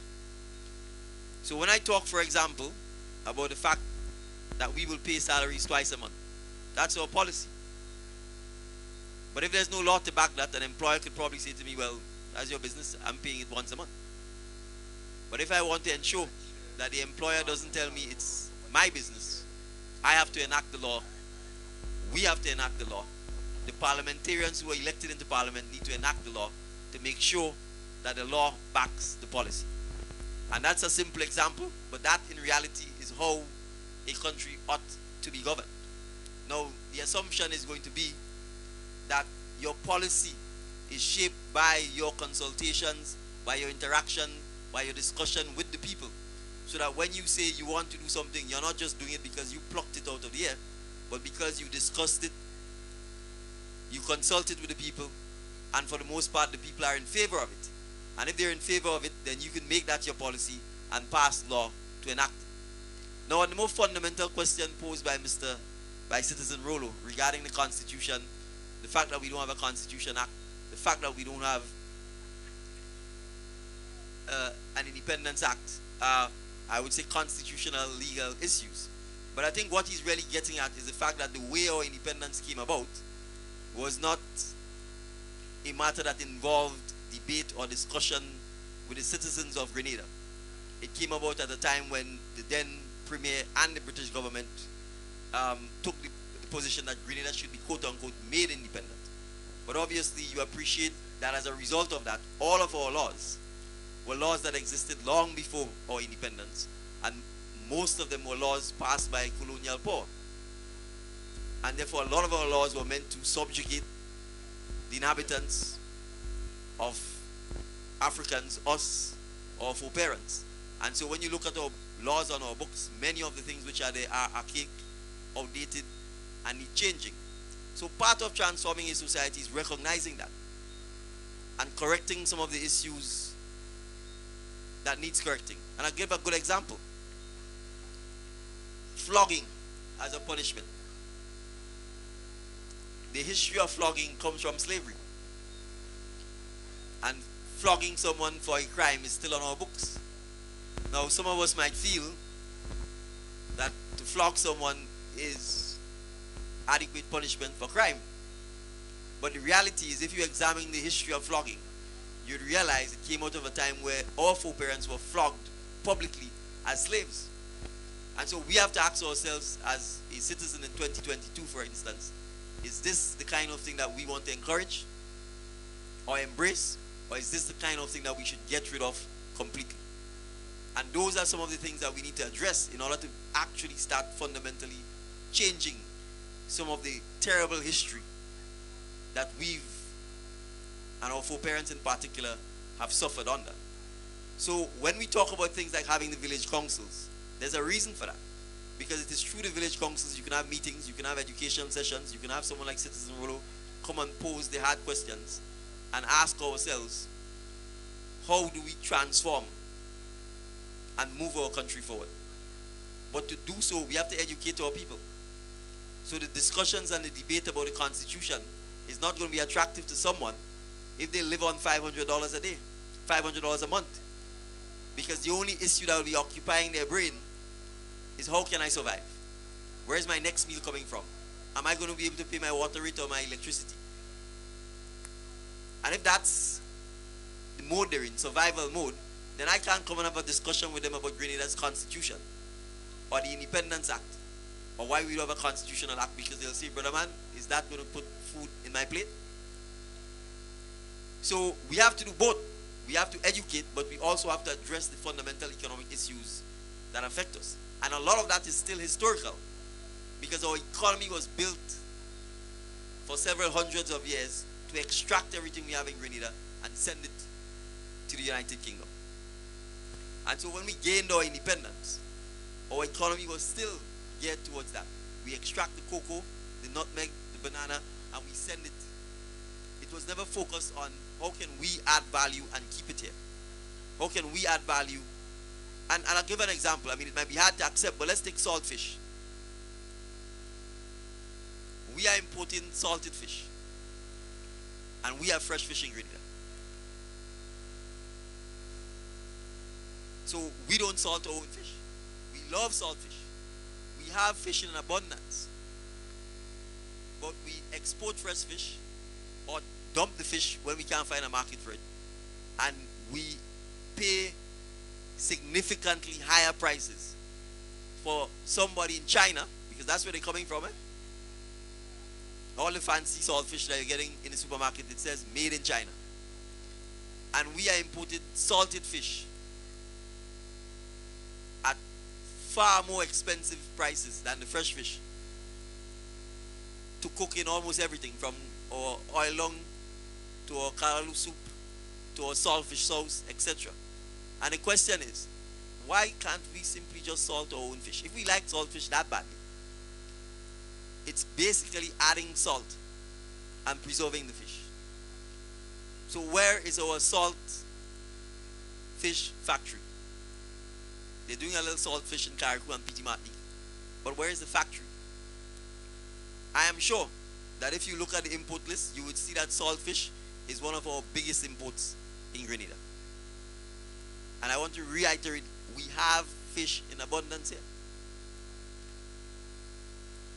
I had lunch with the Chinese ambassador and his deputy. And when I told them about the fact that the salt fish that I see on the shelf says made in China, they had a very curious look on their face. And the deputy said to me, well, I know how to salt fish. I wouldn't have expected that Grenada, which has so much fish, would be importing salted fish. But that is a historic legacy that has formed part of our history, that is almost embedded in our DNA, that we don't even think about it. Automatically, we eat saltfish with never thinking about the fact that we could make our own saltfish, and we should in fact not be importing saltfish at all. So where? He bringing stone or he's stone? You know. So I'm just saying this to say that our history influences a lot of what we do unconsciously even now, and we don't realize it. But that is where the education has to come in. right? That's where the village council groups, the meetings, the sessions like this has to come in. If we want to change for the better, because I'm saying, just imagine if we did not import saltfish and the amount of money that goes out of the country remained in Grenada. Fishermen will be guaranteed market, period. The fish processing plants will be open, period. And I'm sure the quality of the fish will be better because he ain't traveling halfway around the world to get back here, right? And so our economy will grow. And when we talk about things like the cost of living, that's one of the things, because remember, we have to get this saltfish to travel wherever it's coming from to get here. And once freight, the cost of travel is continuing to rise, then the cost of the saltfish is going to continue to rise as well. Even if the actual saltfish itself, even if the price stays the same. So I just want to make this point when I talk about things like the Constitution and our laws and our history, because they are all related and partly responsible for a lot of the challenges we face economically in Grenada. So thank you, Citizen Rolo, for the question. All right, ladies and gentlemen, the microphone is open, so you can come here and you get your chance to ask your question.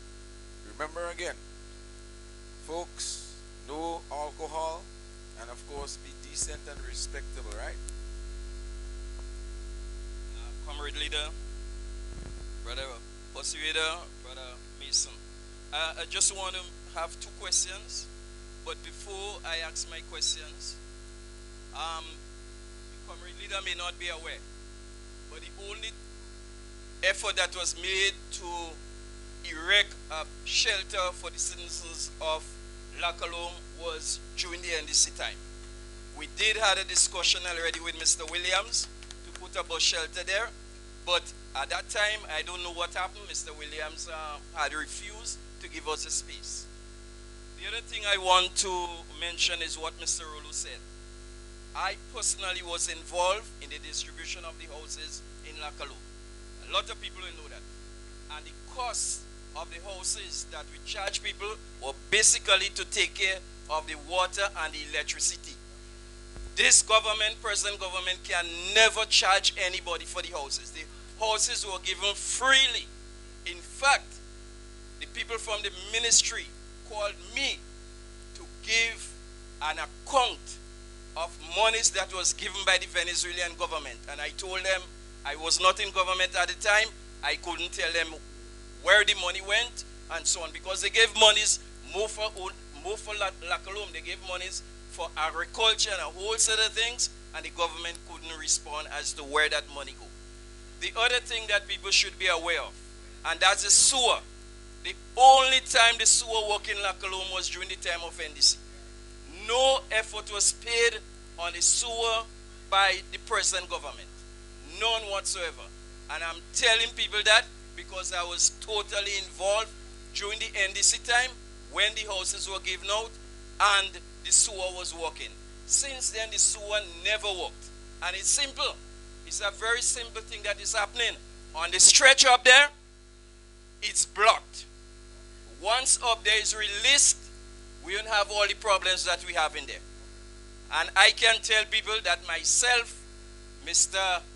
I can't remember his name now, Mr. Nurse, we went in and removed all the dirt there. In fact, raw sewer came down on myself and Mr. Nurse. So I'm telling you people facts. It's not a question that I don't know about those things. So when the present system not paying any attention to the sewer, is not because it cannot be remedied. It can be remedied, it's just that no effort has been made. My question may not be necessarily on Calome because we talk about the sewer. My question to the comrade is two. One, to do with students going to TAMCC and SGU. Yes, students may get scholarships to go to them institutions, but we know that a number of those students that go to these institutions comes from very poor families, and they cannot afford transportation. I'm asking the comrade leader, when we come in power, not if, when we come in power on the 24th, that we have to address those issues. We have to address the issue of assisting poor people children to get to school and back. And in fact, here in Calome, I've seen students who are not going to school, and when I ask them, they tell me they finished school. And I know definitely they didn't finish school. In cases, because I'm a GBSS old boy, and we have a foundation, a GBSS old boy foundation, that can assist students going to school that are having problems. And I try to see if I could talk to them so that we can assist them, but I was told that they finished school, which I know they didn't finish school. The other question I have to the comrade here is a question of government buildings in town. There's a lot of government buildings in town that are in a very bad state. And the thing about it is that we are renting. We are renting a number of buildings in St. George's. Why should we be renting buildings when government have buildings, there, comrade, that can be rebuilt? So we save monies. And this is perhaps, as the comrade said before, this is a situation whereby the monies that we're saving, we can send our children to school. As the comrade said there, you know where education has brought him. And a number of us can say where education has brought us. And therefore, somebody like me, I'm very high on education. I want to see our children going to school. So when we save monies by putting all the rented government institutions into buildings that are owned by government, then we can use those monies to send our children to school. Education is always a priority for the NDC. If people look around, they'll realize that. But this present government does not like education. They do not want to see us educated. So people are calling on us here to send our children to school, use the opportunity to ensure our children go to school and complete it. Yeah? So comrade, I'm looking for your answers.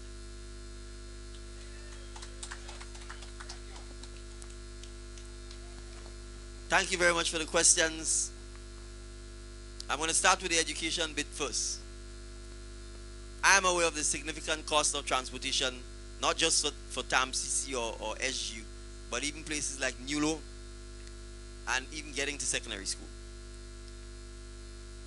I'm also aware, and this is a fact that that needs to be repeated throughout the length and breadth of Grenada. The last poverty survey published by the World Bank in 2019, just before COVID, pointed out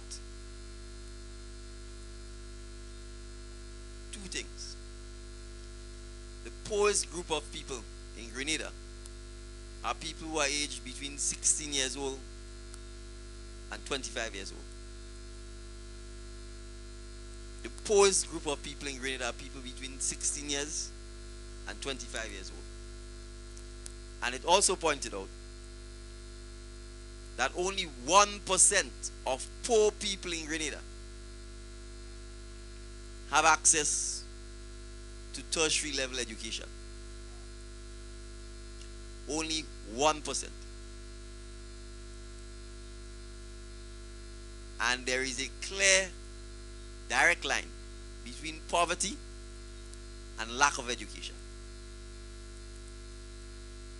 And that education includes skills training. And so, if we want to get out of the poverty and minimize and reduce the poverty in Grenada, we must invest more in educating our population. And that means we must invest more in educating the people between 16 and 25. Because that is the poorest group of people in Grenada, and that is our future. That is our young people. And so the National Democratic Congress is not just the cost of transportation. It is committed to ensuring that, one, up to TAMCC, that there should be no fees associated with our children going to school. Two, we will pursue making tertiary level education free for every Grenadian student who wants to get a tertiary level education. We have to move beyond just begging for scholarships. Errol Barrow helped transform Barbados by ensuring that each Barbadian got a tertiary level education for free if they were interested in it. And there is no reason why Grenada, and frankly all of the countries in the Caribbean, should not be pursuing that policy. Because the only resource for the most part we have is our people. And if you want to eliminate poverty, you must invest in our people. And getting an education means actually getting the education. If you cannot travel to where you have to get the education, you're not getting the education. And there are ways around this. Outside of travel, if you look at the South, there are so many apartment buildings.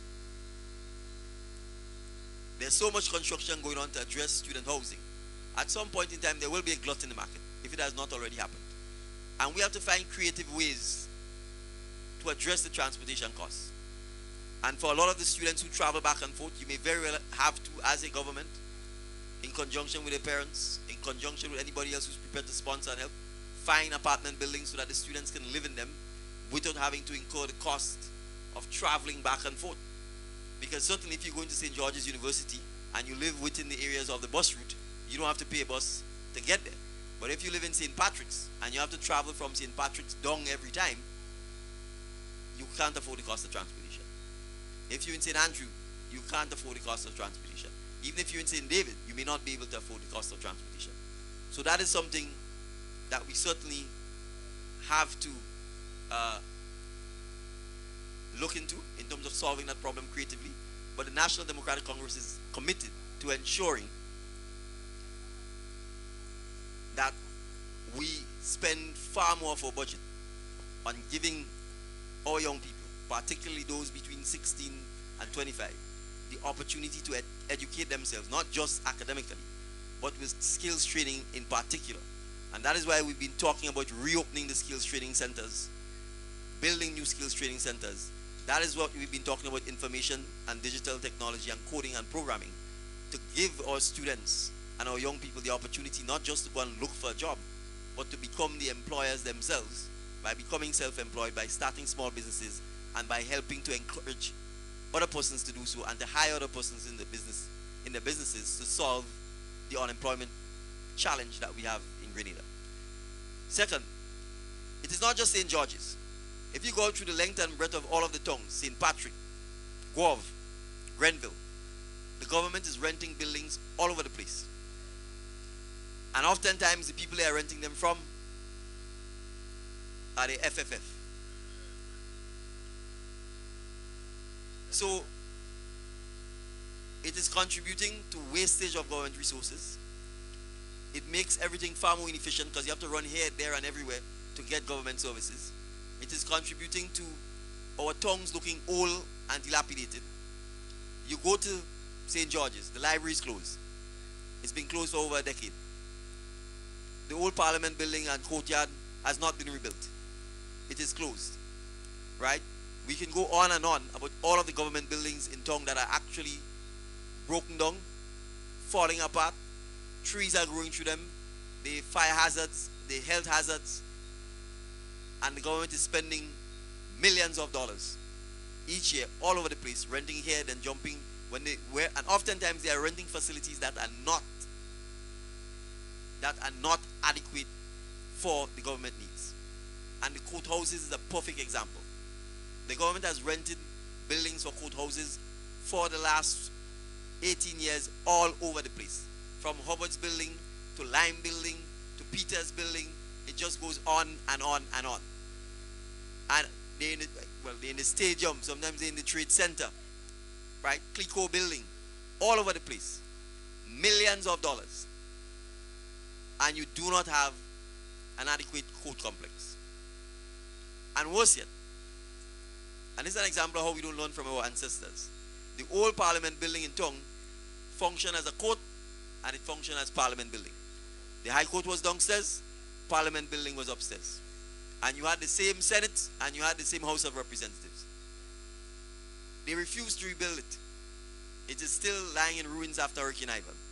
And they spent over $25 million to build a new parliament building in Mount Weldale. The roof leaking already. The building can't function as anything else other than parliament building. So it's not a dual use building. It can't even house the public. So when parliament is sitting, they have to take chairs like this and put a screen outside in the hall for people, because it could only sit a small number of people inside. So it's a big tall building, $25 million. We already can't maintain it because the roof is leaking. You could look outside and see what the sea blast is doing to it. And we only use it a couple times per year when parliament sits. You could have taken that same $25 million.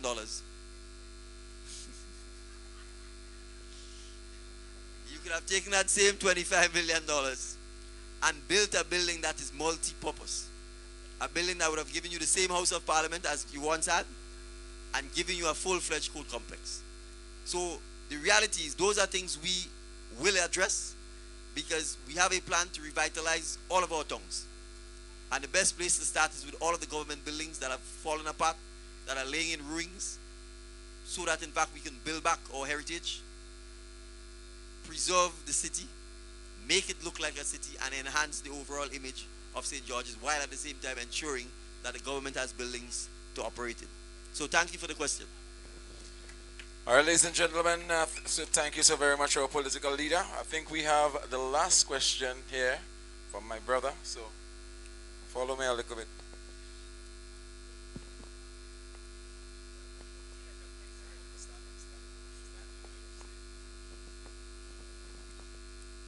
Good night to the Calome people.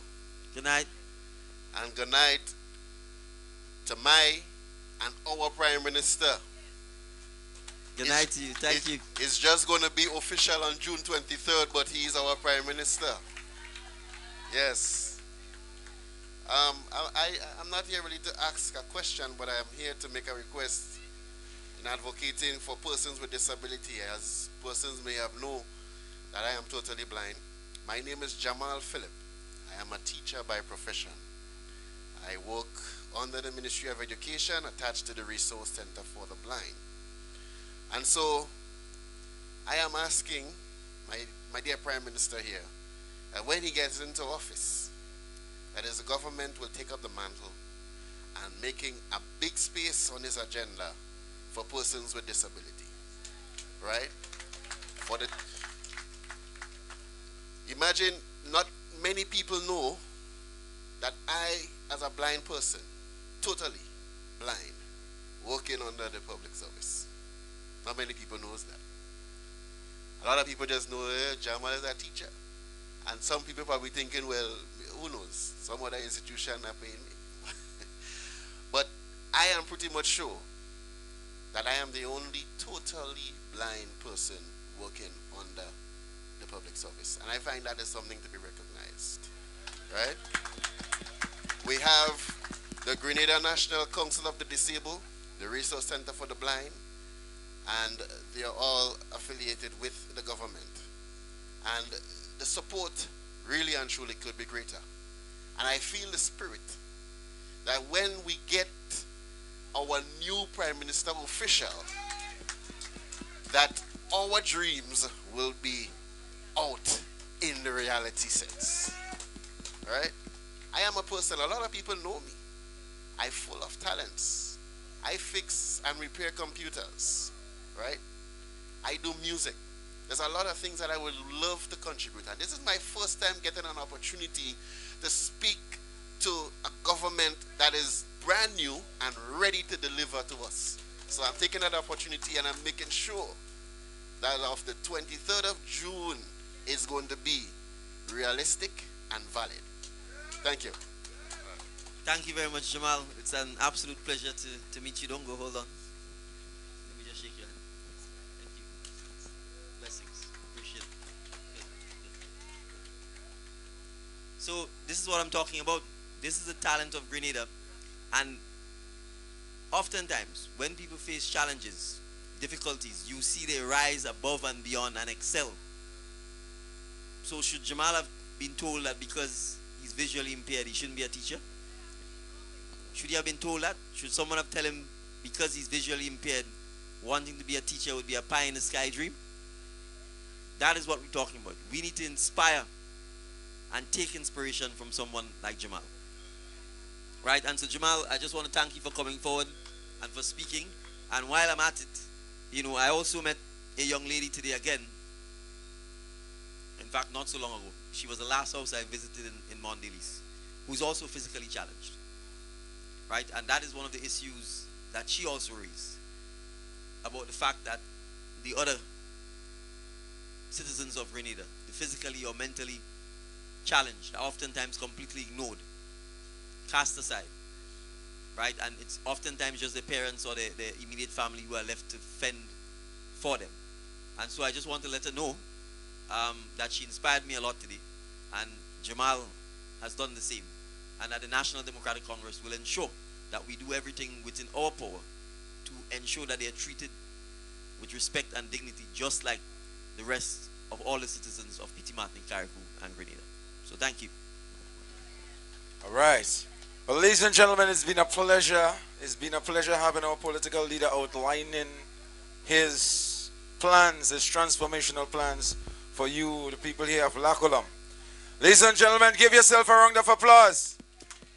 And make some noise one more time again for our soon-to-be Prime Minister in waiting, Mr. Deacon, the Beacon, Mitchell. Ladies and gentlemen, you know what? You've been a wonderful audience. I want all you to pray before you leave. Sherry, come and pray for us again. Because we wrestle not against flesh and blood, but against principalities, against powers, against the rulers of the darkness of the earth. I think it's Ephesians 6:10-12, right? Not so? Right, somewhere there. Thank you, Lord. And Father, we acknowledge your presence again. We thank you for what we have accomplished because of your love and your mercy. Thank you for the contribution we have made. Thank you for those that came forward without fear. And Lord, we lift our beloved leader before you, and we pray, God, that you will encourage his heart. There is so many have to probably remember. We pray that you will give him insight, and you will continue to guide him as he makes this decision with his cabinet members and his colleague for Grenada to move forward. Not forgetting us, Lord, that we'll be able to rally around him to encourage him. We thank you for his mother again and his parents in a very special way that birthed this young man that will transform Grenada. And Lord, we just thank you as we leave this place, Calome, a village that will be transformed, not in too distant future, but as we continue to encourage each other, help them to build together in love as a village, and do not be separated from each other, putting away all partisan and a color, and coming together as Grenadians. And Father, we thank you as we go to our separate homes, that you're going to direct us and be with us. Save us, Lord, from accident, harm, and danger. Help us to reach our home safely. We give you the glory, we give you the honor, and we give you the praise in no other name but in the name of Jesus. Amen.